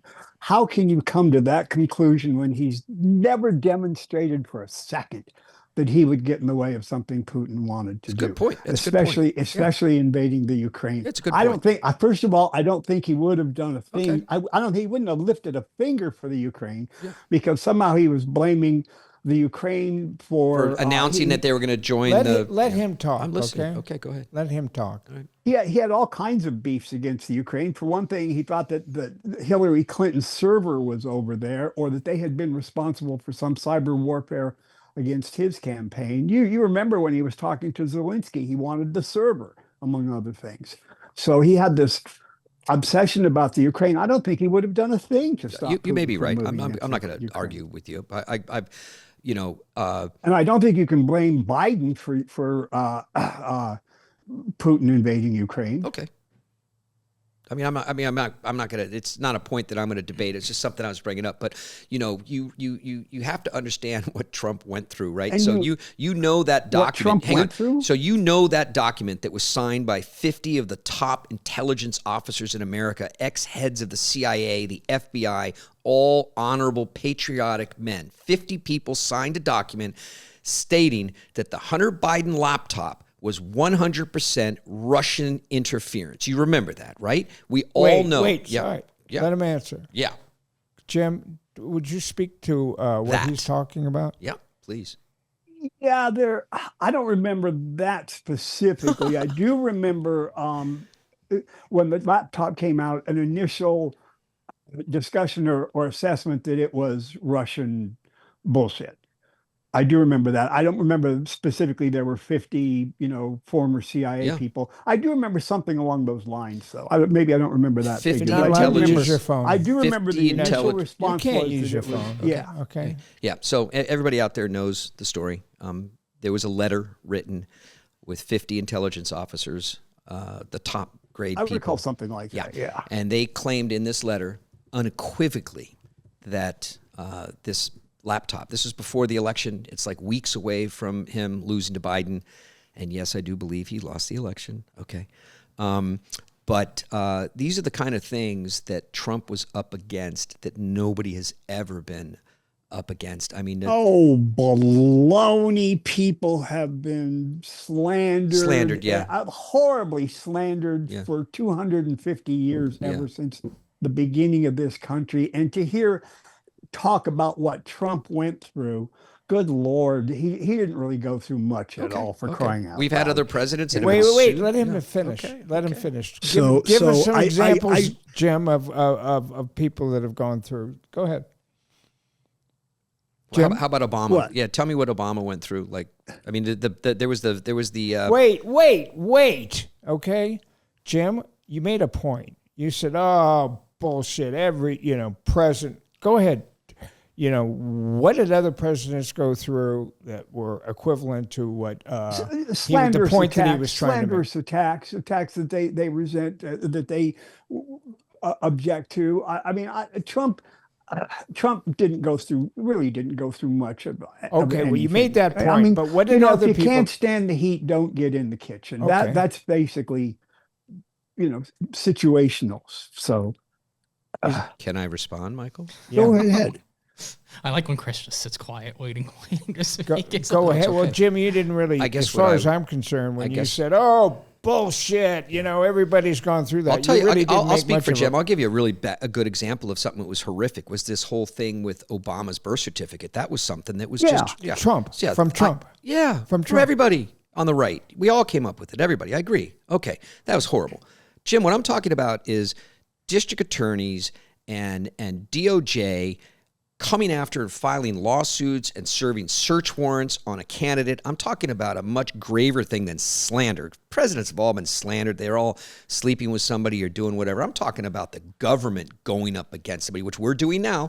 So every time the Democrats do something like the filibuster, they're the ones that didn't want the filibuster or wanted it. They invented it, and then we turned around, and what happened? We got a Supreme Court justice. We got a Supreme Court justice from it because Trump was coming into office, and we did the filibuster. So the Democrats always start something, and now we're doing it. Now we're investigating all these past people and trying to put people in jail, and it's just a big cycle that I disagree with. You know, I mean, I don't like it on either side. I don't like it on either side. You're very hard pressed to blame the Democrats for the filibuster. It's been around for over a century, so that has absolutely nothing to do whatsoever with what you're talking about. Oh, so it's not because of the filibuster that we got that Supreme Court justice in when the transition between Obama and Trump.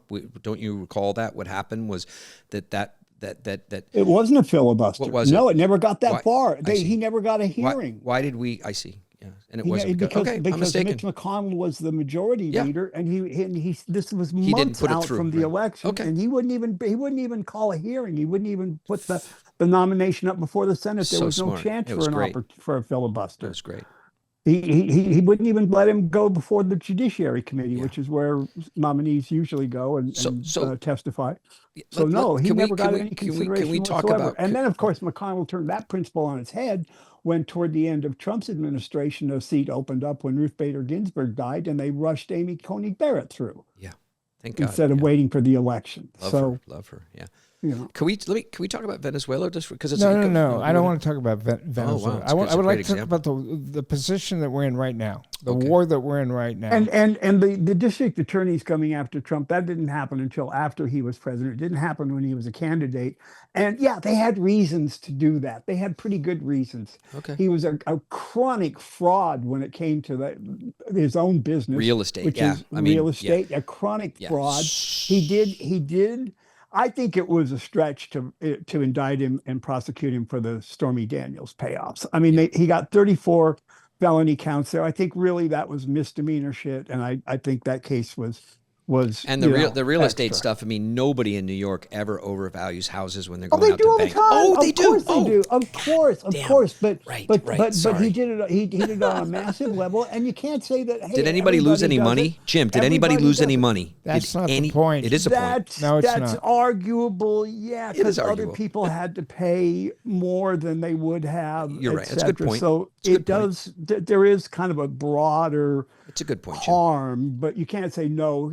One bank got stiffed or one bank did lose money. No, you can't say that. Michael is moderating. He wants to get to the war, but in order to get to the war, to get to where we're at right now, And Mar-a-Lago, absolutely, they were justified to go after him for that. Absolutely, 100%. okay, and they went after Biden for the same thing. And do you recall what the Nothing decision? like it. It was nowhere close to the same Whoa, thing. Biden freely He handed was over the vice. documents. He was Trump vice trying to hide them president. until He the was end. vice president and had top secret documents in his garage, and that's a fact. And How then many? when they How went, when many? the DOJ went and interviewed him, and what's his name? Went and interviewed him. His response was he wrote out a thing saying that due to his age, due to his elderly, whatever, we're not going to prosecute him for the exact same thing. You don't recall that, but that's what happened. I do recall that, and he didn't quite say we're not going to prosecute him due to his age. We're not going to prosecute him. What was the because we guy's don't name see that it. wrote Quiet. it? Let him. He was a let him little. answer. What was his name, the guy? His name was Herr. Right. James Herr. Right. Yeah. Yeah, the special prosecutor in that case, but they were nowhere similar. Trump had boxes of the stuff. He's allowed to. He's not. You're president. He is not allowed. He was no longer president. Declassified. Okay, be quiet, He Chris. was no longer president. He had Doesn't work if you just keep had fucking been interrupting. he had been asked a number of times to hand those things over. He lied about doing it. He said he did and he didn't. They had him not only on charges of possession of that stuff, but also on obstructing justice, which he clearly did in that case. That was a valid case, and it only got dismissed because of this harebrained ruling from that judge about the special prosecutor not being properly appointed. No other court has ever held that at all, but that was her determination. So, and then of course the case died. It couldn't be appealed because Trump became president again. But that was a righteous case. That was an absolutely righteous case, and it was a wretched thing that he did. Totally Hauling off disagree with those on all documents points. Totally and disagree. I mean, he had a document. It just came out recently. He had a document that only 6 people in the world were allowed to see, and that was in his bathroom. He for God's sake. declassified it as president. He what by magic, by just wanting it so, by wishing makes it true. There's a procedure to go through declassification. He didn't go through any procedure to do that. If he just made it up on the moment, then yeah, post facto, huh? So you want to talk about the war? I do. Yeah, Michael wants to talk about the war. The only way I can talk about the war is where this began. And it began with 75,000 Americans. I have a 16-year-old daughter going to college in a year. CNN has never had coverage of the mothers testifying in Congress who lost 15, 16, 17-year-old kids who bought an Adderall pill on the internet, something they shouldn't be doing. My daughter could go to college. She could buy an Adderall pill to stay up for an exam, Jim, and she could die from fentanyl. CNN never covered any of these hearings or these mothers. They're not called Gold Star mothers. They're called something other mothers. The lost voices of fentanyl. Hang on a second. I have a dear friend who lost a daughter to Jim, fentanyl I'm sorry, poisoning, man. so I'm really sorry. I'm really sorry. It cuts deep and close. Yeah, I'm sorry, man, for that. And I think everybody does. But the problem is that the last 10 or 15 years under Biden, we've all been aware of this. We've all been aware of the fentanyl deaths, and nobody has done anything. And you may remember Kamala Harris, who's maybe running. She was given one job as VP. Do you remember her job, Jim? What was the job? Well, she was given a couple. The big job that she was given. She became a czar of what? The border. She became a czar. No, she became the border czar. And tell me what she did. I have no idea. Yeah, okay, so I'll tell you. She flew down to Central America, big trip, visited 3 or 4 countries, talked to all the people, big laugh, the whole time, came back, nothing, okay? I'm cool with that. That's fine. She did absolutely nothing, educated herself. So now we got these boats. We can read a postage stamp from space, okay? We know what's on these boats. Trump has told Maduro multiple times, you need to stop these fentanyl boats coming into my country. You're killing Americans. Yes, it's starting in China. He put sanctions on China for those materials going to Mexico. Won't get into all of that, but he targeted these boats, and I'd watch CNN next to Fox, like, oh my God, they shot these people a second time in the water. Have you ever seen war when a combatant is shot somewhere and he's crawling away from the helicopter, and we've all seen those Iraq, Afghanistan things. You see 2 people crawling away underneath the car. Bah, bah, bah, bah, bah, bah. They hit them all, okay? They're enemy combatants. So he's hitting those boats. He's hitting everything, and he's telling Maduro the whole time, listen, stop the boats. Stop the boats. And he warned him. He didn't go in and just blow up the whole complex. We didn't go in and do this, which I would have done. The guy's sitting in a New York jail now under the American Constitution with great lawyers, getting his fair day in court. I thought that whole thing was fabulous. I'll say one last point about it. When this was all happening on CNN, I watched CNN and Fox side by side. Everybody's coming on. There's no plan. Trump doesn't have a plan. There's no plan. What is the plan? What is the plan?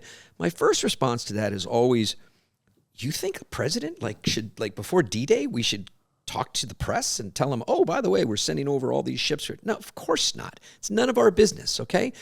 If you think we don't have military plans, Michael knows this very well.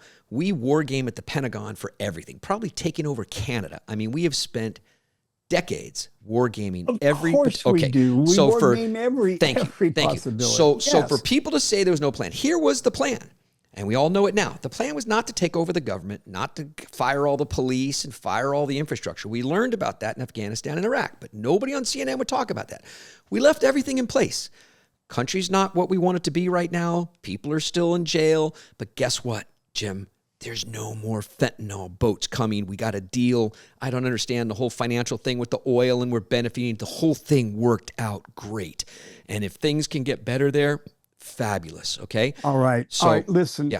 let me interject something here. I'm going to a grand jury meeting tomorrow. It'll be my final appearance with this grand jury. I've been sitting on the grand jury for over 2 years now. I've heard a lot of federal cases come before this grand jury. Fentanyl doesn't come from Venezuela. It comes from China. Labs in Mexico with sent to China, sent to Mexico. With precursor drugs coming from China. Yeah. And it isn't coming on those little boats that don't reach the United States from Venezuela. Okay. They're going to some transit point, some Okay. other drop-off point.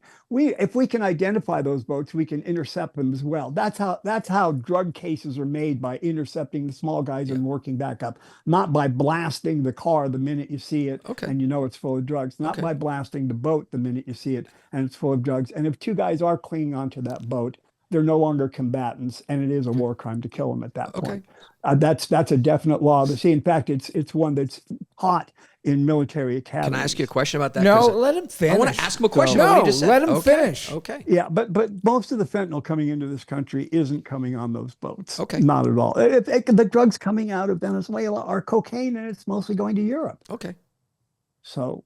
Okay, go ahead. Ask your question. And why aren't we still doing it then? If it was that effective, Because there's no more boats coming across. No, that's not true. It is. It is. A couple of days ago. We just shot another one a couple of days ago. I like the word deterrent. I like the word deterrent. And back in the 80s, we were flying around Mexico trying to stop the labs. We couldn't shoot anybody. We couldn't do anything. We were there for Navy SEALs. We're down there flying around in helos with no live ammo, just giving intelligence to the Mexican corrupt government. Nothing ever happened, Jim. I mean, I want change, and everything we've done on so many issues, whether it's education, homeless, whatever you want to talk about. Oh, for sure. It takes somebody thinking out of the box, and I think that Trump has been somebody that is a businessman. Listen, if he is thinking out of the box, I mean, he has pardoned two of the biggest drug dealers in the history of this country. Yeah. That former president of Honduras and that guy who ran. I don't like it. He Silk interrupted Road. me, by the way, and I'm okay with him. I'm sorry about that. Jim, but you can't interrupt me. We're having a conversation. We're not. I keep getting shut down by Michael. We're having a conversation. You're suggesting that Trump has been effective in fighting drugs, and I'm suggesting that's not remotely true. Okay, I disagree with you on that, but I think that he's a person that takes huge risks and chances, and you can agree with him, not agree with him. They don't all go right. I think he's well intentioned, and that's my view. But so. Michael wants to get to the war now.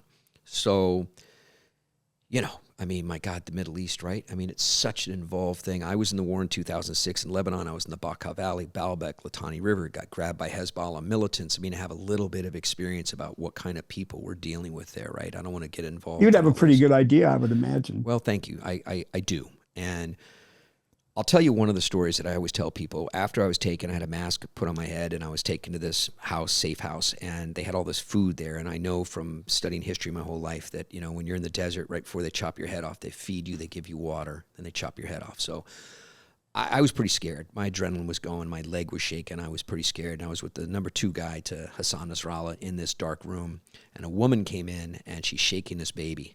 And it's got like a patch on its eye, and she's screaming at me. And funny story about that was, I don't know if the camera shows me, but I was on the couch next to this Hezbollah guy, and I know I'm dying because I got all this food here, and I put my leg up, and I crossed my leg like that, and I show the sole of my foot to the Hezbollah guy sitting next to me, and a guy from the other room runs over and just hits me right in the head with a rifle butt.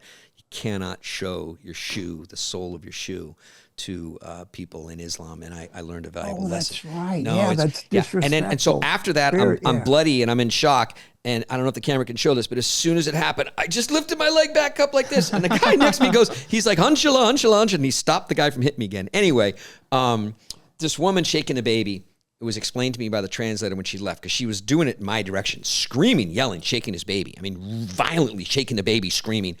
She was escorted out of the room.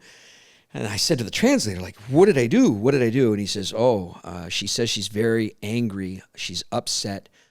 her son is not growing fast enough. She's feeding him all of her rations, and he's not growing up fast. She wants him to grow faster to kill Yehudas. I'm like, what's a Yehuda? And he says, that's a Jew. I'm like, I don't understand. And it's like, well, she's raising her son to be a martyr. So that's what you're fighting against. That's the mentality. That's a great example. Mindset. That's a mindset. Yeah, can't beat that. Can't win against that. So with this war, I can take both sides. I'll agree with everything you have to say. I don't think therapy is going to change that attitude. No.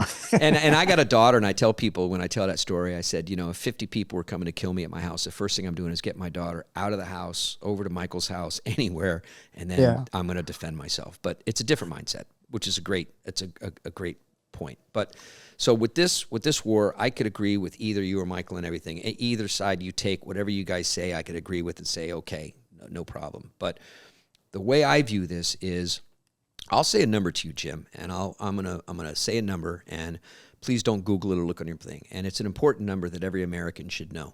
And I'm gonna give you a number, and you tell me what it means. The number is 241. Does that number mean anything to you? 241. I believe it's the number of Marines who are in the barracks. Good job. Yeah, good job. Yeah. So through somebody else I happen to have known, somebody, 1983. The year I did my first movie, Valley Girl, with Nicolas Cage, 241 young Marines were killed. Do you know where? There's two different attacks. Do you know where all of those explosives originated from? Jim? Well, I would imagine Iran. It was an Iranian-backed group, wasn't Hezbollah. it? It was Hezbollah. Was it Hezbollah specifically at that time? Okay. Yep. So that was Iran. You've got 20 or 30 other incidences, but basically every IED, every weapon provided to, Afghans, Iraqis. I mean, sure, some came from Russia and China, but the vast majority came from Iran. We have been fighting Iran since 1979. Chris, Michael and I were roommates when the Iranian Revolution occurred and the Ayatollah came back and they snatched those people from the embassy, and it was an outrage, and they have been despicable people ever since. Yeah, so we agree on that. And I don't Absolutely. know. I wasn't really going to tell this story, but in 1979, I was going to the same high school Gavin Newsom went to. It's called Redwood High School. Also, Robin Williams went there.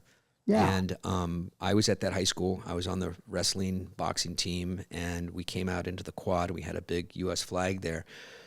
I wasn't really proud of it at the moment, what I did, but a bunch of Iranians were pulling down our flag, and they had those old cans of lighter fluid, and they were spraying the lighter fluid on the flag. And I looked around at all my buddies, real big, tough guys. I was 142 pounds or something. And they didn't have Rubbermaid garbage cans in. They had those steel garbage cans in, right, in the 70s. So I lifted that can up off. They were always on a hook, right, so you couldn't knock them over. I lifted it up, and I ran towards the Iranians, thinking I had 100 people behind me. And the first guy put his hands up like this, and I swung the can and just snapped his wrist and just started swinging the can at the heads and was just attacked and pummeled on the ground, and it was all broken up. Ironically, my mother, when I got thrown out of Redwood High School for that incident and had to come back to Tam High School, my mother said to me, the irony in all of this is that all of those Iranians were American allies and friends. They had escaped Iran and were protesting against this Muslim dictatorship. Yeah, so they were just, they were high school kids that had just escaped Iran, and they were confused. But you don't burn an American flag in front of me. I don't care where you are, anywhere I'm at. I don't care. You do not burn an American flag ever in my presence. Was a considerable influx of Iranians into L.A. at about that time, too. You think? yeah, of course. I think L.A. now has the biggest community of Iranians outside of Iran. So anyway, I've got some personal stuff involved with it, but I feel personally that the last 47 years, you have the Houthis, you have Hezbollah, you have Hamas, you have, like Israel, the settlements, all that stuff. It kind of bothers me. Like a couple days ago, a policeman shot another settler, right? So we can debate all the whole Israel stuff, but I think we can agree Israel clearly deserves to have their own state, and we can debate the whole Palestinian thing. It needs to be corrected. It's not my job to do that, but in 2000, when I was there in that war in 2006, 2006. When what had happened was there's 2 Israeli soldiers down by the Litani River down at the border. They were just shot by Hezbollah militants. And so none of us would walk into a lion's thing and pull the tail of a lion. Like Hezbollah does these things. They send these rockets over to Israel, and then they decimate the whole country. Like every bridge, I've got video, every bridge, they just flatten the whole country. They're doing it now. And Hezbollah keeps doing this. So I don't have the answer to it, but I mean, it's pretty incredible that Iran sends weapons. And I was on the border. I was smuggled across the border in a car from Damascus into Lebanon during that war. Mm-hmm. And when I came up for air, all these 16-wheeler trucks have all these melons and all these things rotting. And inside, you can see huge boxes and crates. They bring them in from Iran to Syria in there.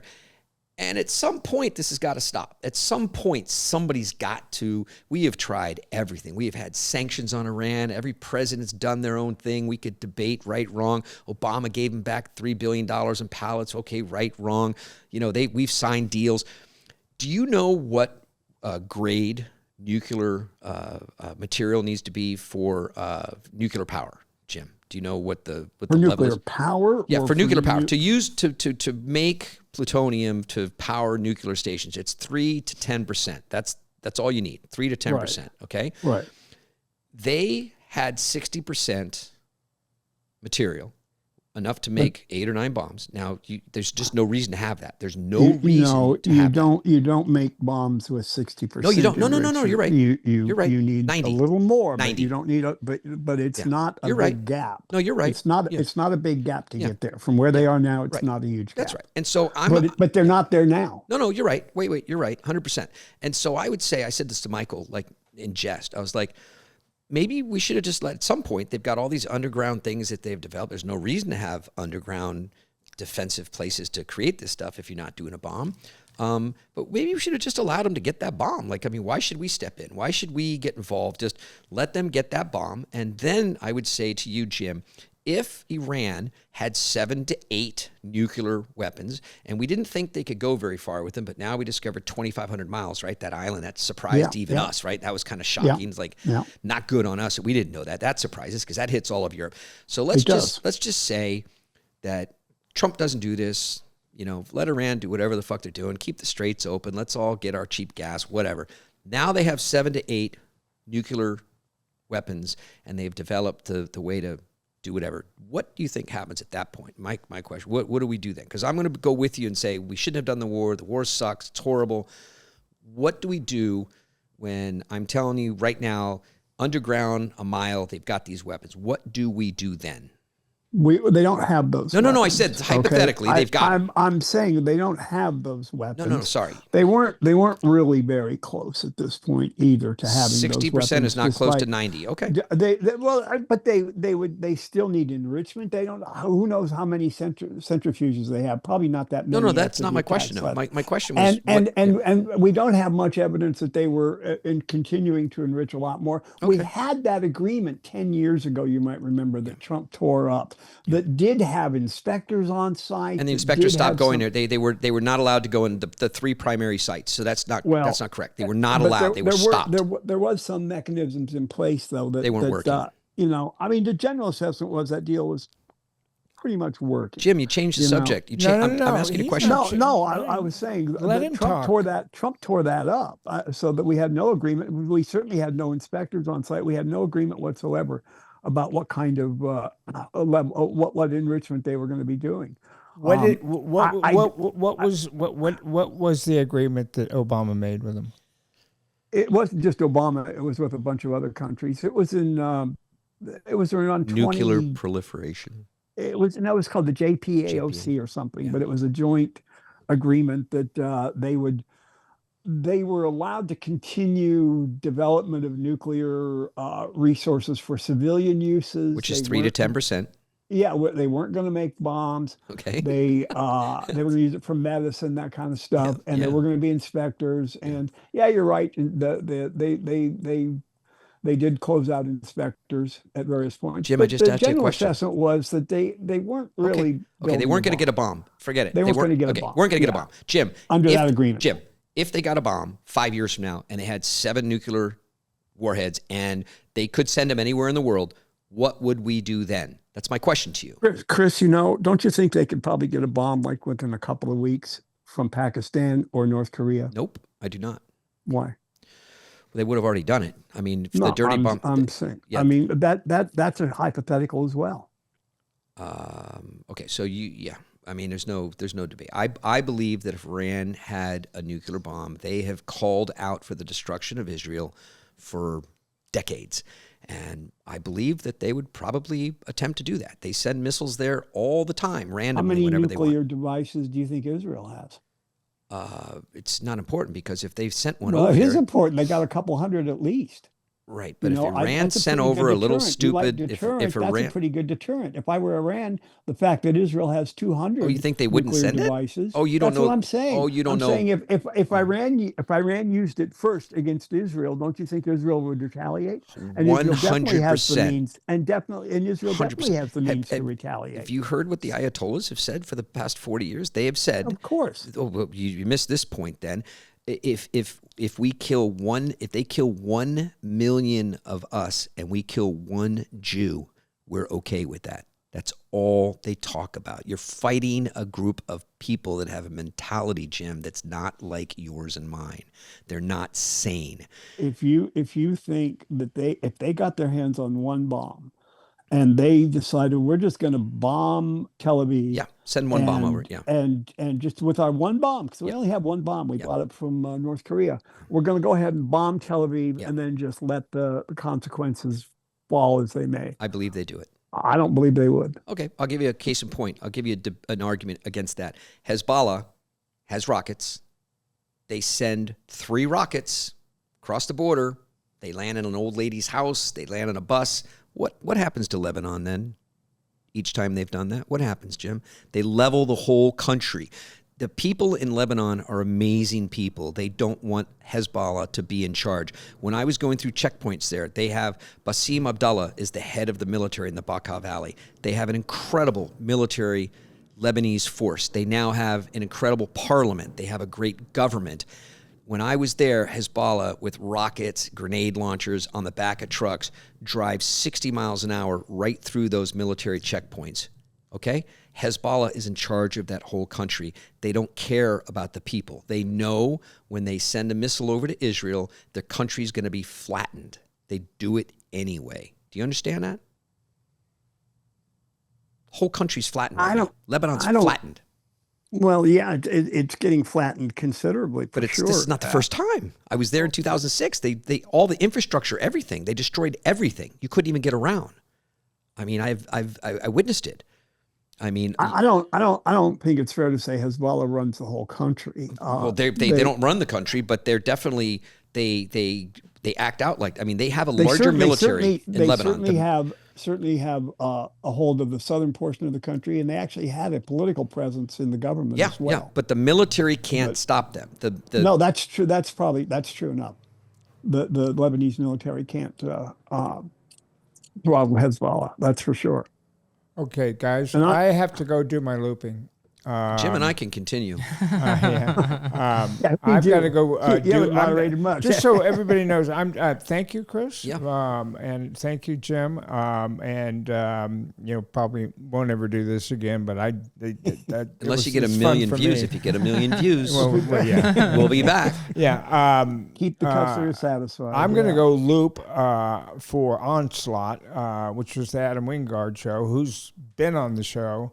And he's feeling really good about it, and so I'm excited to go loop and spend some time with him. I had lunch with him about a month ago. He's got another project that he's doing for the studios. I think he's going to start shooting it this year. Might be something in that one for me too. Yeah, I'll talk to him about you, Chris. I'll make sure that I bring up your name. Yeah. But I need to go and make sure that I get there on time, and that lasted longer than I thought. Yeah. So the war's a good thing. Thank God we're there. The strait's going to be open, and Iran's crushed. We won. It's going to be great. Go ahead, Michael. You can leave now, buddy. You can go. Have a good. And of course, the fact is pretty much exactly the opposite. What we wound up with the Straits of Hormuz, horribly entangled now. We have a blockade going against Iran. Love it. Love it. How long is this going to last? Who knows? A long damn time. One quick note. One quick note. You wouldn't know this, Jim or Michael, because you watch CNN. But if you watch Fox, thousands. I don't watch. Wait. You keep saying that. Okay, sorry. I haven't watched CNN for 2 years. Okay. Nobody. No, you are the one who watches CNN. You are the one who watches CNN. Jim, you might not know this, but hundreds of Iranians in Iran are calling into Fox, and they're so angry with Trump. They're furious with Trump, and they're screaming. You see the intensity on their face, how angry they are at Trump. Do you know why they're angry?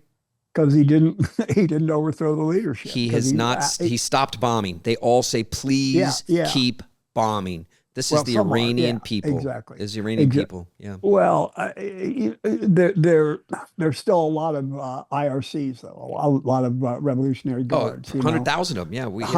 Thousands, hundreds of thousands. It's still a strong boots force on the ground. Boots on the ground. Still, boots on the still ground. a strong force in boots that on the country. ground. We don't need boots on the ground. I mean, the fact is that we really haven't accomplished much of anything except, destroyed. So we blew up a bunch of their ships. And, I mean, now the ultimate result of all of this, I believe, is that we're going to have to lift sanctions on them, and they're going to be able to sell their oil in the world market, and so they're going to get rich pretty quickly, and they'll be able to buy and rebuild most of what we destroyed. So we got maybe a little bit of leverage. We didn't overthrow the top. No, I don't think we could ever overthrow. Trump started off by saying they were going to have to do total surrender, and he was going to pick the next leader of Iran. He told the Iranian people, stay home.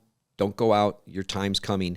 Their time will come. It will be up to them. I'm not for rebuilding nations or taking out. It will be up to them. Yeah. It will be up to. It's a little hard to be up. I know they lost 40,000 people November to January. That's what I'm saying. When they live in such a repressive regime, it's a little hard to say, "Hey, rise up against your." I don't care about Iran unless they kill Americans and finance terror around the world.